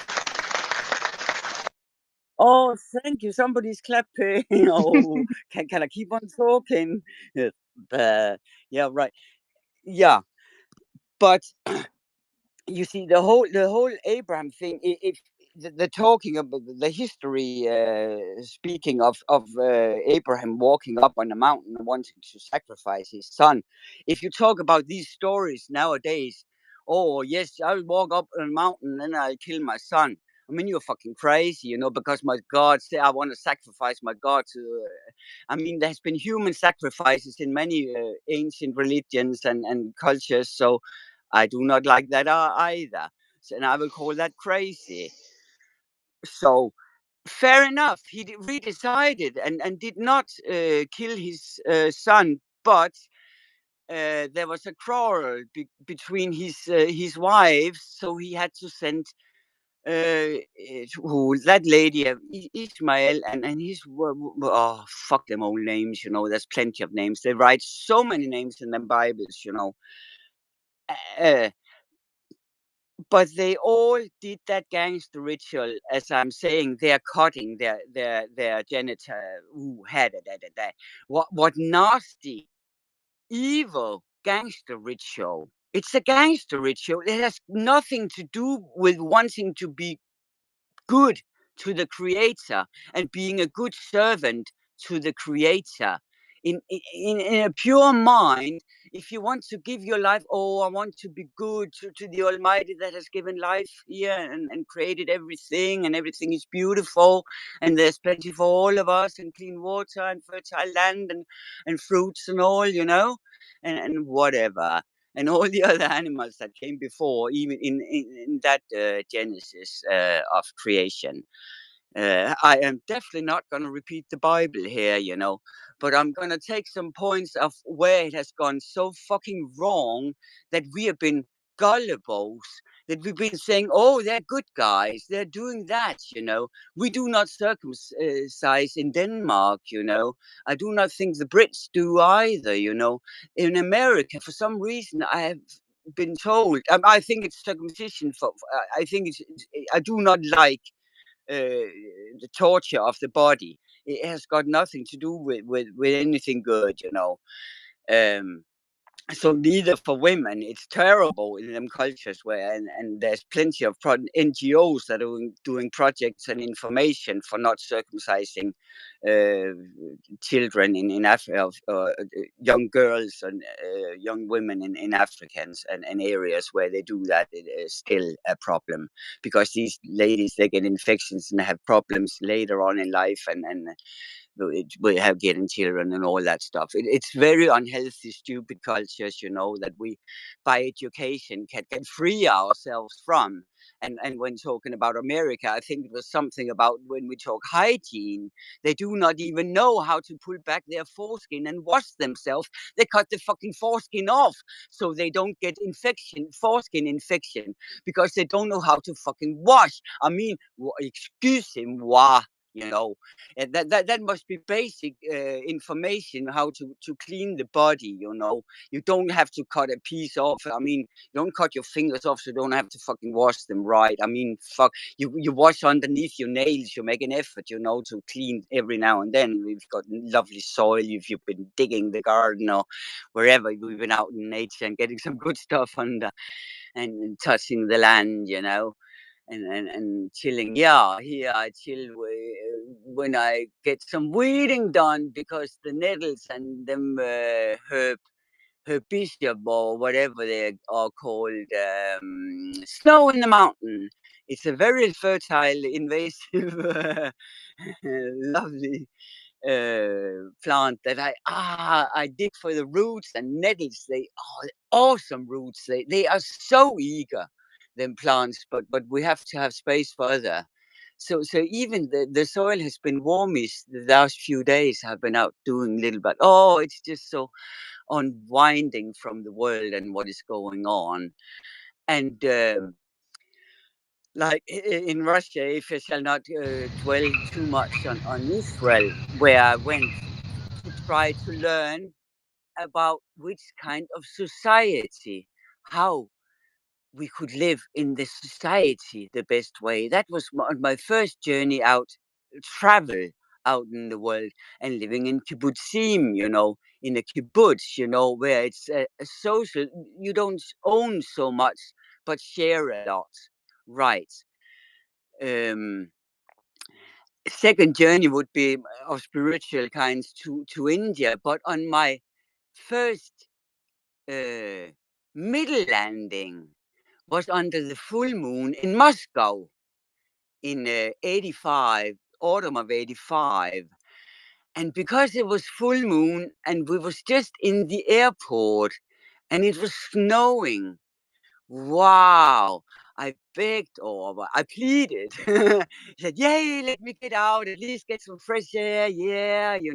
So I was allowed out on the landing field, and I mean, it was culturally to know, to be in Russia, like for the first time, and to see them old school like uniforms of the military with their big caps, the hats they wear, and then wow, I was under the full moon, so I really had to make a snow angel in the airport in Moscow, and them soldiers, they were looking, and said, yeah, hey, so well. So I mean, love peace. We love the Russian people. We love the land, and during the Cold War and the Berlin War and the music scene, do they love their children all, and that beautiful whistling tune of Gorky Park, that was Scorpions that was doing that rock music, and Elton John had Nikita. There was also a lady on the other side of the fence or something, and music has given hope. There was a program about Leonard Cohen from Canada and how proud they are from his beautiful work. There's been a docu uh, movie going on here too about his youth. But he also had a strong, powerful song. Uh, First we take Manhattan, then we take Berlin, in his deep voice, then we take Berlin.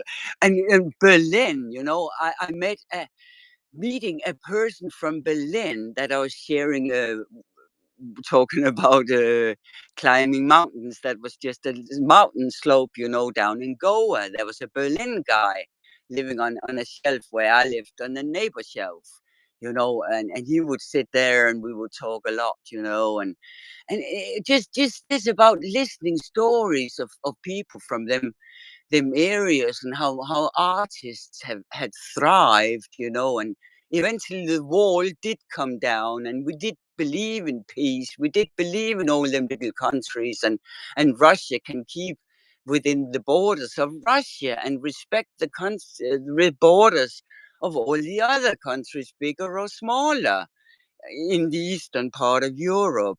That is all just like respect the borders, and then people, we must all shape up with the cultures that we've got. We can take pride in the good in some of our cultures, and then really lay off the greed. I mean, that is the Bible. I'm so angry about the greed in and even Jesus wanted people to make more money, because it was just a Jewish thing. This about making more money, and wanting more and more, What I'm really also very angry about, because it's very important. The the story of deceit, the story of Jacob. Those of you that have been brought up with the biblical stories, Jacob was a son, was not the firstborn son to, when we talk about Abraham, that I said, Hobok, and then Isaac, his son, that he didn't sacrifice, and then his son, Jacob. He had a bigger brother, Esau, right? So it was Esau or Esau, whatever name is proper in the language speaking wherever, he was supposed to inherit, be blessed by the dying old guy. But Jacob had figured out, oh no, my big brother, he's stupid, he's hairy and big and slow, and I will dress up. And that is a stupid fucking story about Jacob dressing up in a skin of an animal and going in. And because it was a hairy back, then Isaac was supposed to have straightened that back, and that knew that was the Esau brother. So he had blessed the wrong son to take over. So the whole Jewish system is fucking wrong, and I can speak to my Jewish friends. I have many I spoke in Robert's space about me traveling. We must tidy up people rightfully belonging on the land, those people that are loving the land, even from ancient times and then biblical times. There was many tribes. It was not only Jewish people, it was not only Philistine people, it was many other tribes. We know the Sumerians, this and that, and many others. So from the river to the sea, it cannot not be all the Jews, and it cannot be all the Palestinians, because there was all the other tribes too. So everybody got a little bit right to love the land and live in peace on the land where they are. So let's tidy up our acts, do not celebrate a thief to a lineage of being in power of the Jewish tribe, whatever, them 13 tribes, 12 they say, and then it was Dina, a lady. I shall get off talking now. I've made a snow angel in Moscow, and I still believe in peace, and I believe the people that love the land will do their best to make the land good again. I have to say, and thank you. I have to say that the thing about you or you, they actually confuse me as well. I'm learning Danish up here in Greenland, and I didn't actually think that the people in Jutland were Jewish, but I thought I agree with you that the words are very, very similar. So yeah.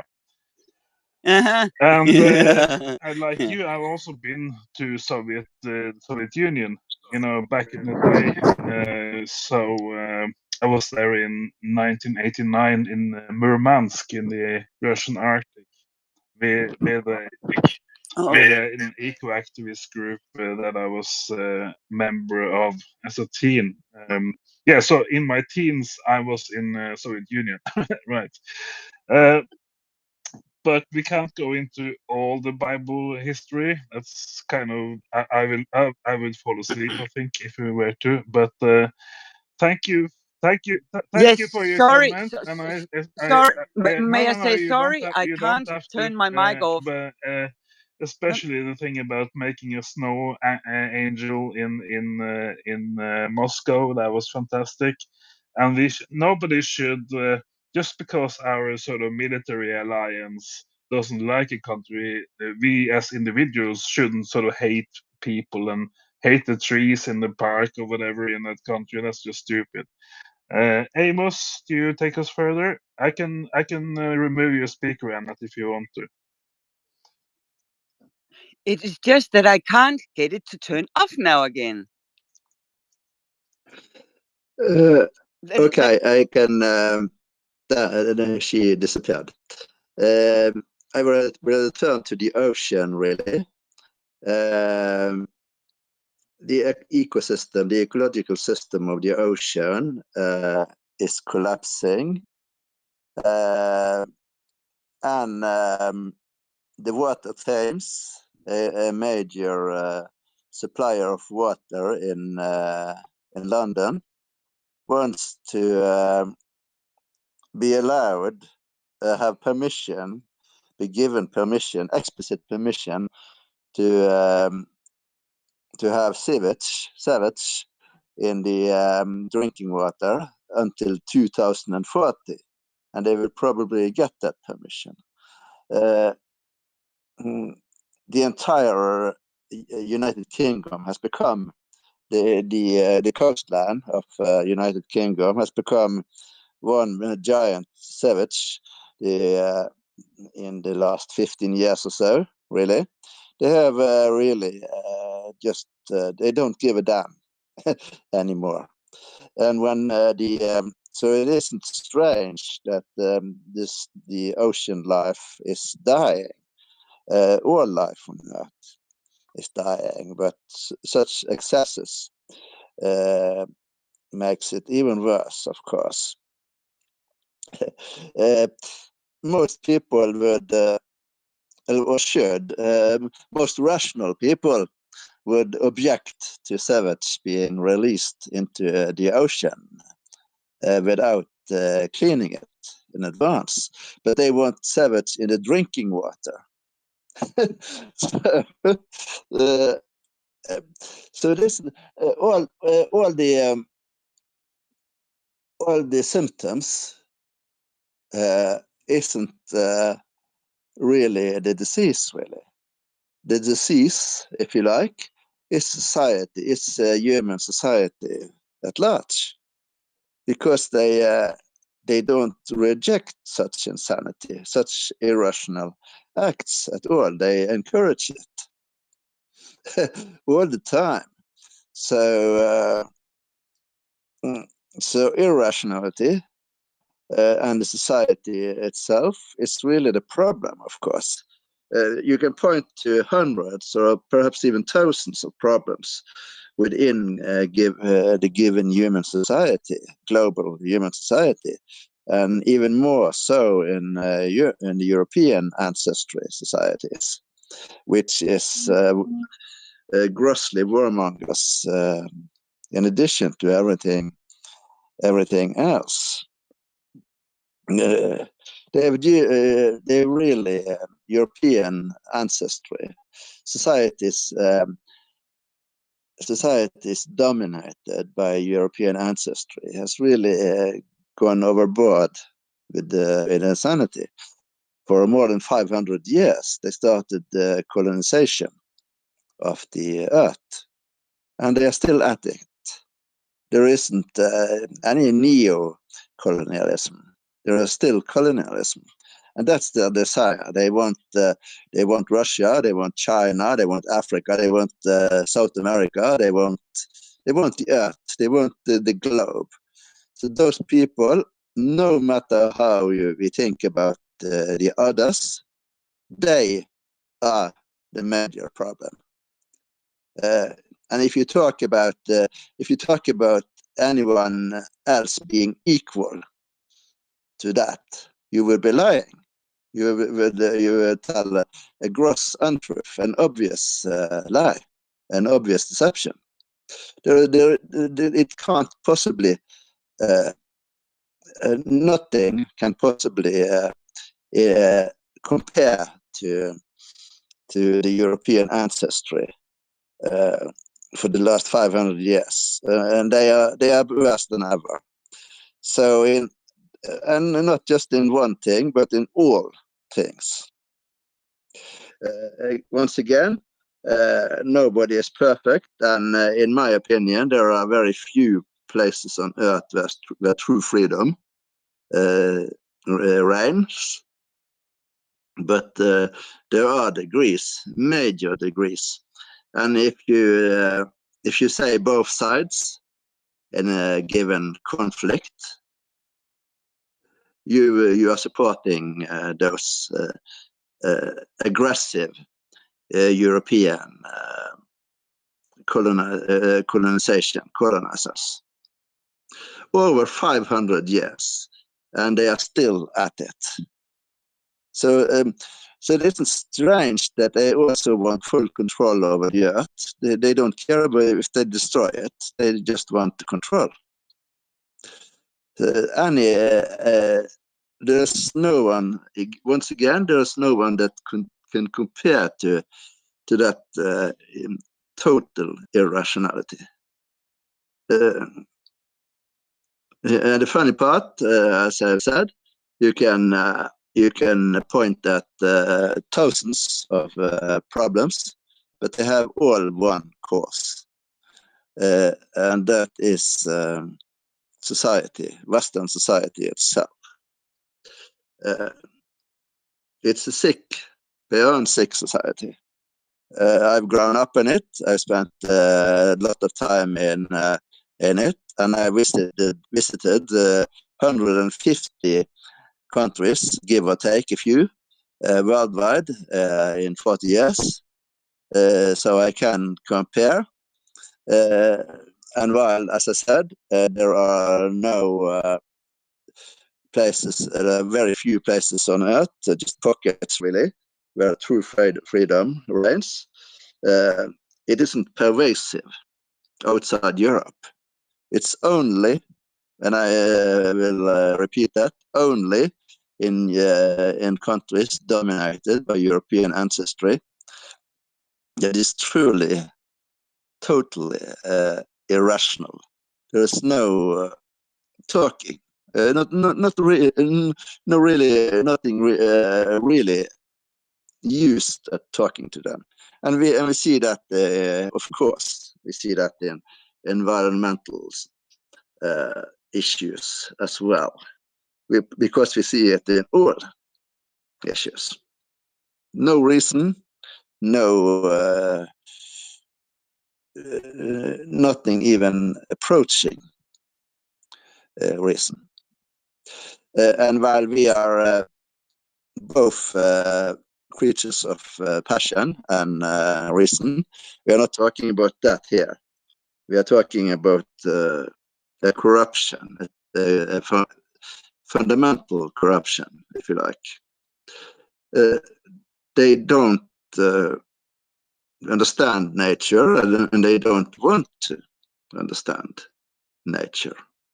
They, well, other governments and other state prime ministers or presidents care about their population. Western leaders don't. Obviously, we see that all the time, and we see the mask has fallen, really, fallen beyond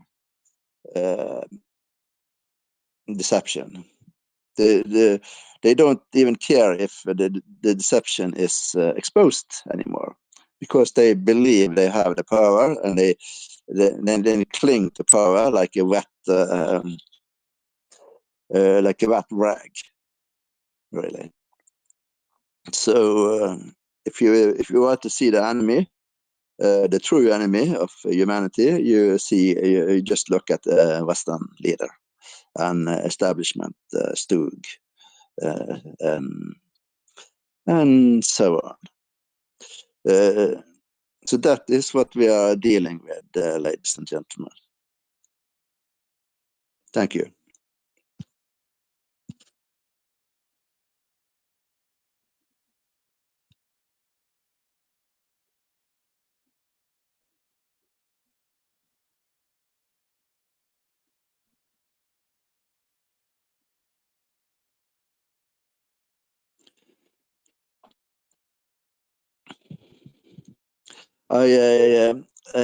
If you want me to keep talking, I have to think about it, really. I had really finished speaking, absolutely. So, of course, I could talk about this stuff or any stuff for days, really. But it is important that you don't repeat yourself too much, even though we should repeat ourselves, because as long as people don't listen, and as long as they don't listen, and they are propagandized, they are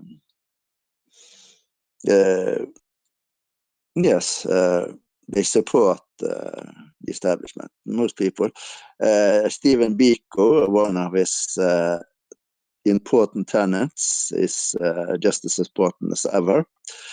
The biggest supporters, the biggest tools of the of the oppressors are the oppressed.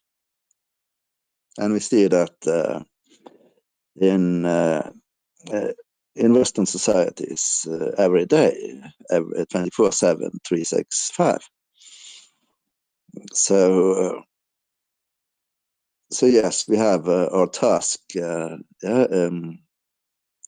set for us, really. But once again, you must not allow yourself to be pacified by hopelessness, really. Even though it seems extremely hopeless, thing can turn around. It's total, as I pointed out before, it's totally possible to turn things around in just 1 or 2 generations. That might not be enough, but it might. On the other hand, it might be as well. It just isn't very likely today. But that makes it even more important to fight for it, to fight for the change, to change for the total change, the total transformation of human society. The degrowth, the rewilding, the backtracking of human society, of the departure from a society, civilization, destroying everything, making life worth living. One note in that thing as well, on that statement, they haven't attempted to destroy everything, making life worth living for so long, but they haven't made it, and that says a lot about the human spirit, if you like, about the fire burning inside each and every human. They have tried for such a long time, and they haven't succeeded. The human spirit, the fire within, is very much alive and kicking. Absolutely. I think we have established before that you have a huge amount of propaganda on behalf of civilization itself, with even scientists telling us how brutal and bad it was to live before civilization, before agriculture, just people living in tribes and hunting and gathering. In fact, other science shows that these people were healthier, stronger, bigger than the first centuries of farmers or peasants, yeah, it's kind of, our societies will always sort of propagandize that this is the best time ever and the best country ever, and it's very rarely true. So, and it's kind of the same thing with whenever, even I know that a big majority of Americans don't really want to pay for foreign wars, right? All the time, happening all the time. But a sad fact of reality or society is that whenever either the blue party or the red party launches a new war, and obviously we support them, right? USA, and American flags and all of that stuff. And that is because of propaganda. You get it in the established media, TV stations for the old people. But these days, you also get it in alternative media because capitalists, the power, they buy into online media as well because they're not stupid. They know that the people have moved into alternative media and digital media. And I wanted to say something about to give a little bit of understanding to why so many people almost without thinking, started supporting Ukraine after the fascist coup by the West in Maidan in Kiev. We had a sort of a row of dominoes from the COVID situation, and if it was kind of, you had to mask, you had to take the vaccine, blah blah blah, and then just as we were getting out of that, the armed conflict or the invasion happened in Ukraine, and people were sort of in a mental state ruled by fear, so they just jumped on the next sort of bandwagon issue, and I remember from those days, because I'm kind of a contrarian. So when people started having Ukraine flags in their profiles on Facebook and whatever, I looked for a similar flag for the other side, for the other party, and you were not allowed. They were not available. If you wanted a Russian flag on your profile, you had to make it yourself. You know, you had to use Photoshop or whatever, and that kind of tells you something. And not that I necessarily supported Russia or do now, although maybe, you know, that's the only grown up in the room, it often seems, in these negotiations for peace and stuff. But it's just that, like, why should an app on the internet take side in a geopolitical conflict? I just don't find that to be reasonable. And one of my old-time favorites since I was a teenager on the music field is The Cure, from your country, Robert. I totally love The Cure, always did. But when in the past 5 years, when everybody was waiting for the new album to be released, right? So you go and check their website now and then even their web shop had sort of a blue and yellow Ukrainian flag for some very strange reason. Why would the Cure sort of support the Western fascists in Ukraine? It's kind of, it's become what you call this mass formation psychosis, right? There's no reason why an app should support the Western side in this conflict. There's no reason why and sort of indie independent goth band like The Cure should support the Western side in that conflict. It's, you know, if your thing isn't your politics, you shouldn't take side in a complicated conflict like that, I feel. Yeah, that's just that. I think a lot of people were so lured into supporting Ukraine without really knowing anything. And with that, I give the talking stick back to Amos. Yes, thank you. They have stepped up the tyranny.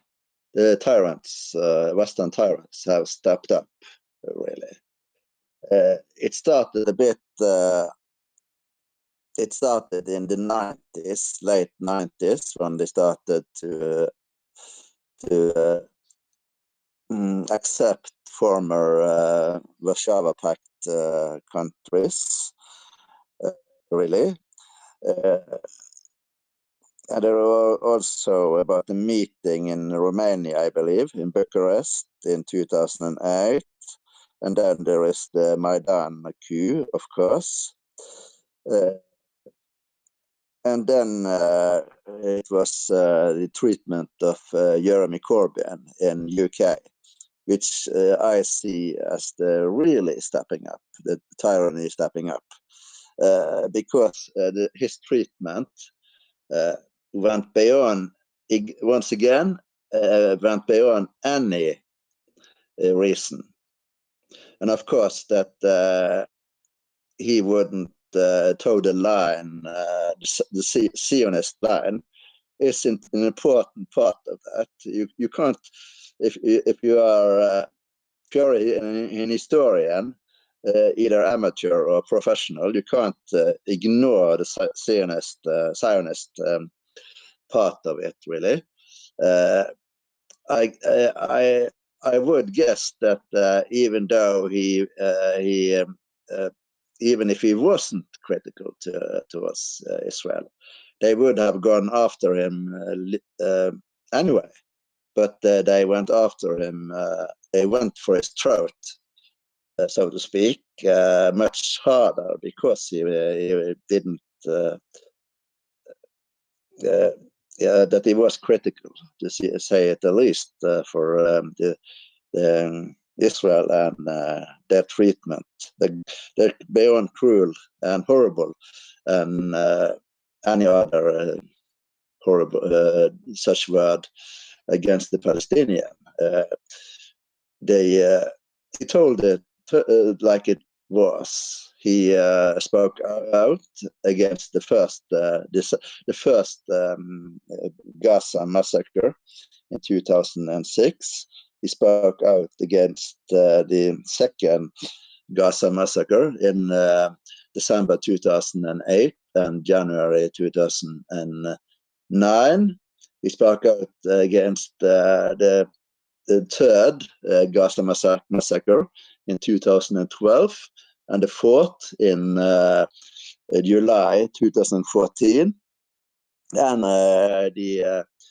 the assassination of the peace march in Gaza in 2018, and so on. And he has always spoken out against injustice and so on. But they didn't want him as a prime minister, and they just started making up stuff about him.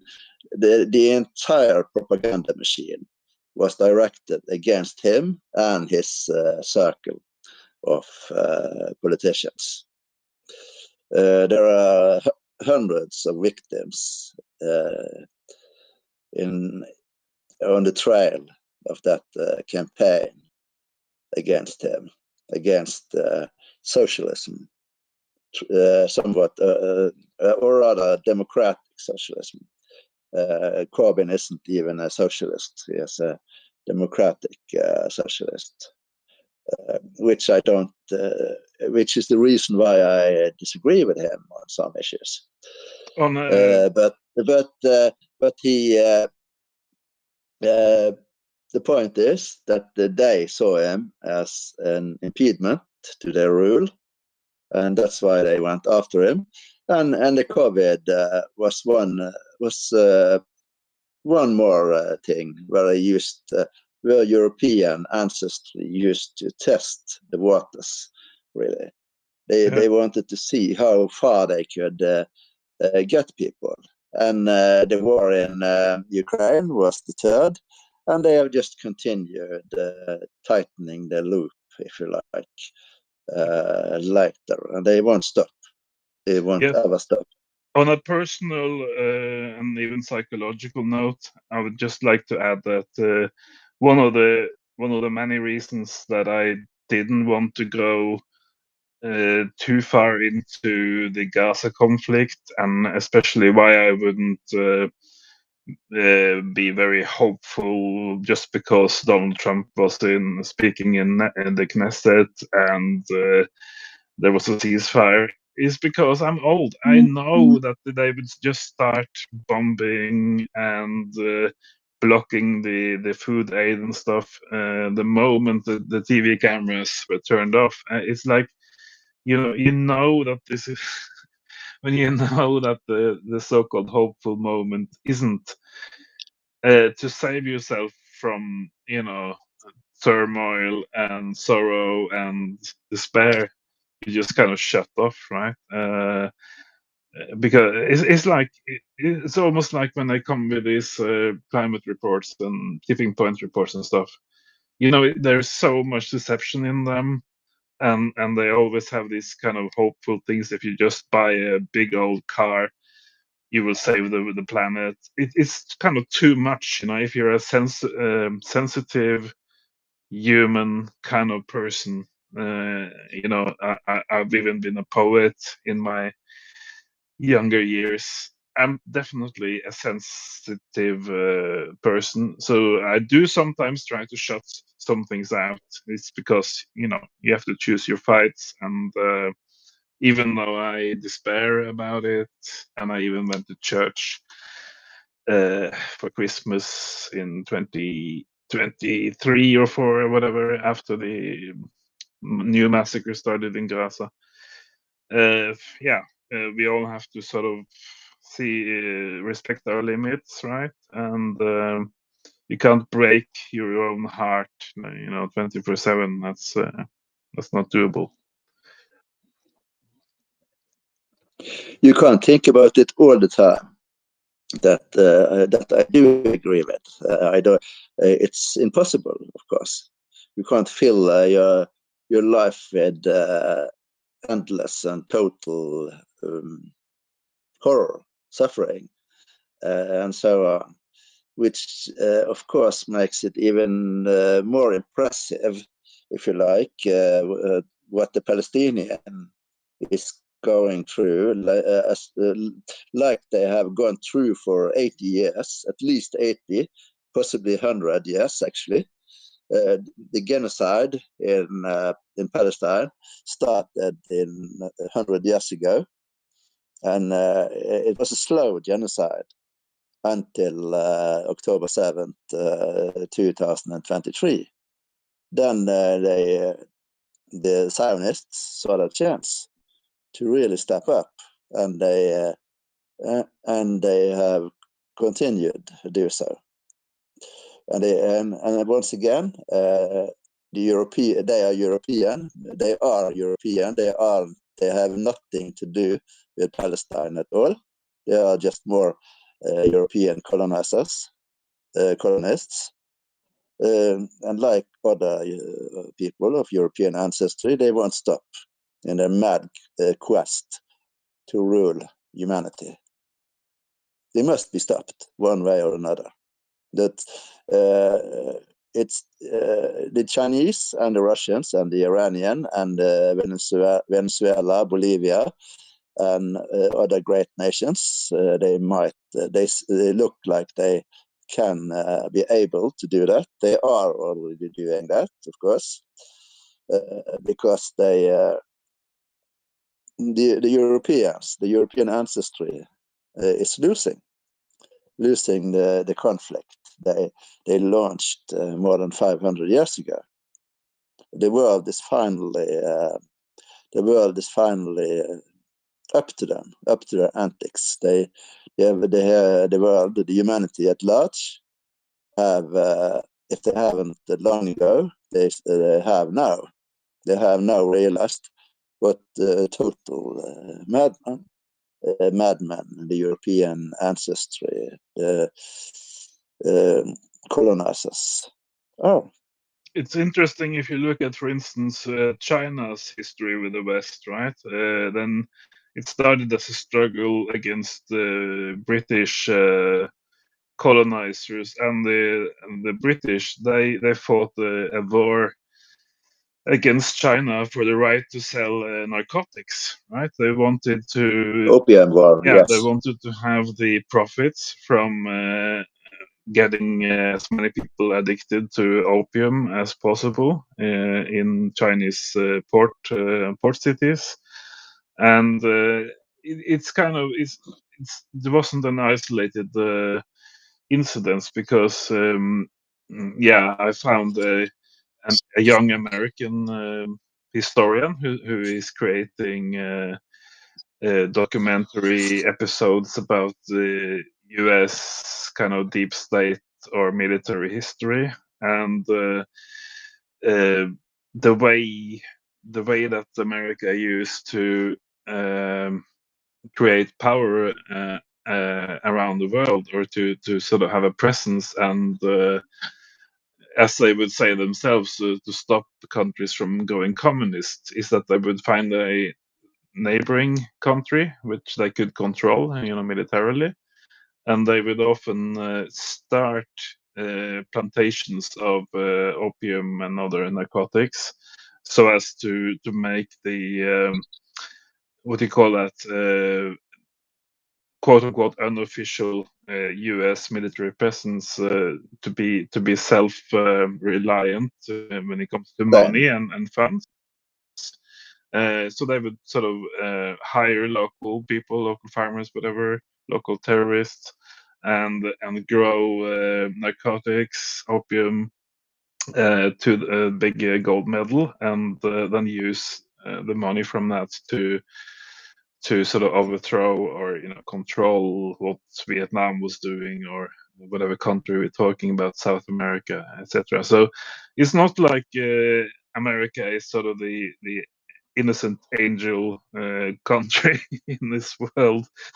Quite the opposite. And I do like that. Like I do appreciate that it's young Americans who are making these documentaries, because they're closer to the truth, they're closer to the sources of the declassified documents and stuff, and also you kind of know that it's not Chinese or Russian propaganda, because these are freshly people freshly from college and high schools who are looking into this. And it's the same thing, because people always accuse people like Amos and me of uh, sort of spouting Putin's propaganda, whatever. No, we're listening to American critics of the current conflict, right? We're listening to what the British and American critics of their own regime are saying about their regimes. And even though I've been to Soviet Union, not to Russia, just Soviet Union, I can't understand their letters, even the Cyrillic letters, and I can't understand more than 2 words in Russian. So obviously, I listen to people like Jackson Hinkle, just to name one. A lot of people, and the Duran podcast for the geopolitical stuff. Yeah, so listening to the people who are serving the inconvenient truths about their own countries, that's kind of my stick. And also Glenn Thiessen, who was almost fired from his university in Norway, for doing his geopolitical podcasting, and also for he joined the Peace Party before the election in September, and they did everything to crush those people in the Peace Party, except killing them, except assassinating them. Right? They broke into their homes. They wrote death threats on the election posters, and all of these things were reported to the police. The police would just throw Laugh away. at them. They would just throw away the filing, or dismiss the filing against these crimes against democracy, these threats and stuff. Yeah, so I think Amos and I, around the 100-year anniversary for Norway becoming independent in 1905, we wrote that blog in 2005, 100 years later, because we were not born in 1905. But I think all the things that we said about how undemocratic Norway was back in 2004, 2005, they have been even more clearly confirmed these days. And if you support a peace and Rettferdighet, was that in Norwegian? Peace and Justice Party. During the election campaign, you see everything happening to them, and I have 2 friends in the close inner circle in that party.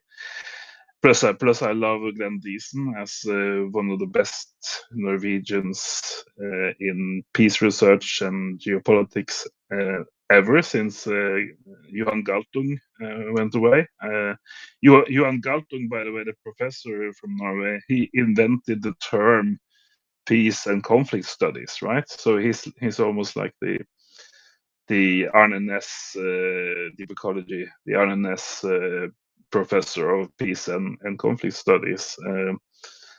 Yeah, so yeah, basically democracy in Norway. I don't think so. And now, No, it's just bullshit. yeah, and now we're coming Total up bullshit. on 3 hours. So I would, if Robert still hasn't fallen asleep, I would ask. I doubt it. I would ask the real Robert, the Robert Redford Robert, to kindly take us out of this. I'll go insane. Thank you, Robert. Fantastic. Yeah. So I share I share Amos's whimsical laugh there about my sleep pattern. I've certainly not gone to sleep, but it's been an excellent space. I was having a chuckle actually about you mentioning the Robert Redford angle, because it's actually Robert Redmayne, M-A-N-E. So if you my profile, you will see it. I know. I just thought you were using that name, Robert Radford, the name, but I discovered later that it was Robert Redmayne, Hosking, right? I was just lazy, and I called you Robert Radford. Sorry. Do go on. I do get your sentiments, Amos, and they are warmly appreciated, brother. I do get that amusing angle on it. It is quite funny, actually. Hence, the proverbial laugh and tears appearing on the screen now. To call out, indeed, a room that has been absolutely filled with what I can describe as a cacophony, really, of discussion for all the right reasons. Excuse me while I clear my voice. I apologize. I guess my words are proverbially ringing out, or should I say, talking us out of this room space before we close it. But indeed, there are many points here that are subjective and clear and concise and have clarity attached to them. We've touched on everything from democracies to history to indeed the really what you would might call the geography of Bible matters, of history matters.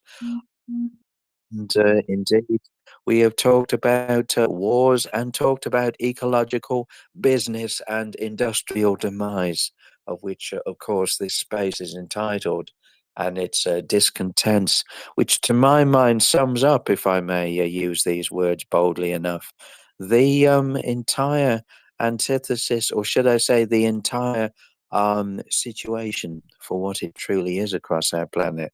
We are suffering a disconnection with us, the human species. We vast amounts of us that are geared to annihilation. And then we have those of us that are trying to claw in at every single moment and indeed what I call time delay necessary in order to rein in the excesses which threaten to engulf all of us and bring about what I call an assured, not just society and ecological collapse, but community collapse as well. There is no getting away from the fact that under the present conditions of which we are absolutely geared to, we have no, how can I put this, restraint already put in place to rein in the ability for us to cross that 2C threshold and to cross it faster than even I will safely put time limit schedules on.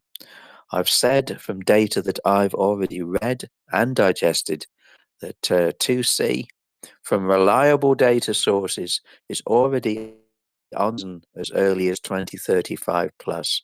It could be sooner, minus, give or take certain years. If I can put it into context, taking on board what is and what will be temperature fluctuations within that given period for between 2030 and 2035.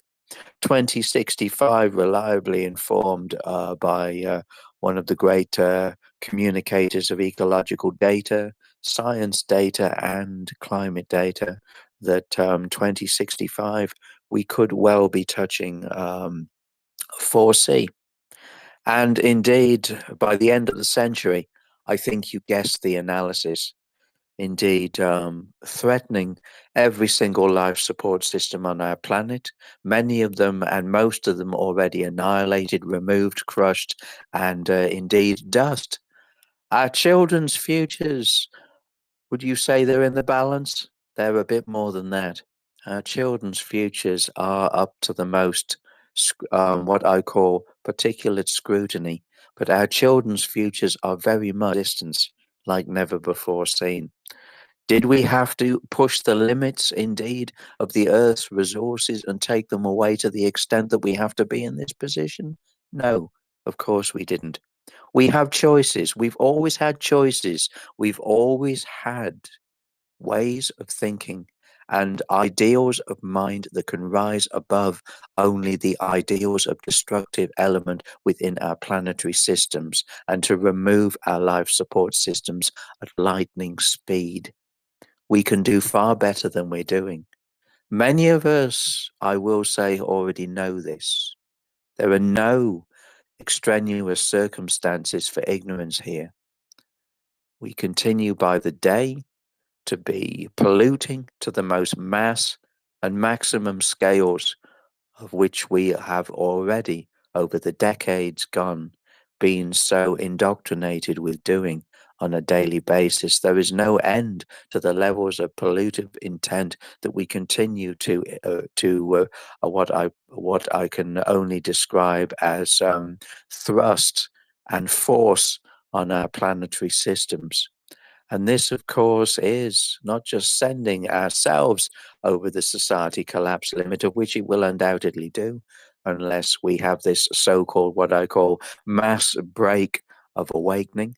Very, very unlikely on a mass scale, I must say, simply because of the constraints of which we continue to be thrust and suppressed under with society dictation that says that indeed all the ears are not listening, and all the voices that can say and do more are proverbially switched off for all the wrong reasons.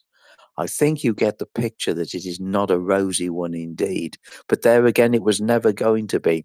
And the fact of the matter is, at the end of the day, when we talk about extinction events, we talk about a collapse that I'm afraid to say that the general public still has absolutely no idea how to discuss or indeed get involved in on a mass scale. That's to our detriment, of course, and it will continue to be so. The situations are as dark and as dismal as they can possibly get. We are living in a perpetual darkness here, of which we are crying out to see the light. The problem is that the darkness has already descended on a blanket-covered scale like a fog over our collective communities and our collective countries. And government, indeed, what I call lack of governmental understanding of why we need right now to rein in these destructive, apocalyptic, capitalist fests of indeed annihilation are never more prevalent than they are within discussions as indeed we have them now. We must rein in these forces of darkness. You might say to me, well, how do, at this late stage of the game of the play, if you will, rein in these forces? I will say entire structural change within our societies has been ripe for absolute decades. All of us in the room know this. Those of us listening out of the room, if you don't know it by now, I consecutively say you never will. Ripe for change, yes. The constraints of what we are continuing to have to live under is not just of a suppressive regime and suppressive states that are absolutely geared to us as a public being not only comatose, but feeling absolutely powerless to be able to change any of the collective elements that now need to be fundamentally removed by the root and repurposed, as I've said so many times before, to not just have ecological, environmental, and indeed planetary concerns met in their entirety for the greater good of replenishment, nourishment, and rebirth of growth, if you will. Growth, when I use that word, I'm not talking about monetary growth. I think you probably already know that. I'm talking about the rebirth and the growth enabled to be of our planetary systems to heal. And this is going to be a massive ongoing basis, even if we are able to monumentally turn around the damage that has already been done. We still need to understand that that element of gap of time scale for the Earth's regrowth, replenishment from the damage, the wounds that have been inflicted on the mother's face, of which are enormous. Every single day we continue those indeed within industry, within the destruction and the dismantling indeed of our Earth's resources, which continue to be plundered at the most catastrophic rate.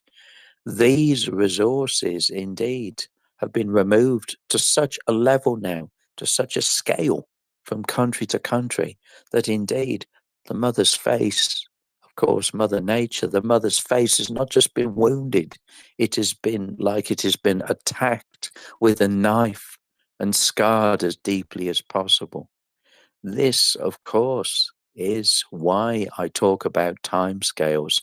I talk about events, what I call of time, moving within the replenishment, the rebirth, the regrowth of the planetary systems, the mother systems, because it's that replenishment that will give the mother once again, how can I put this, collective nourishment to be able to regrow.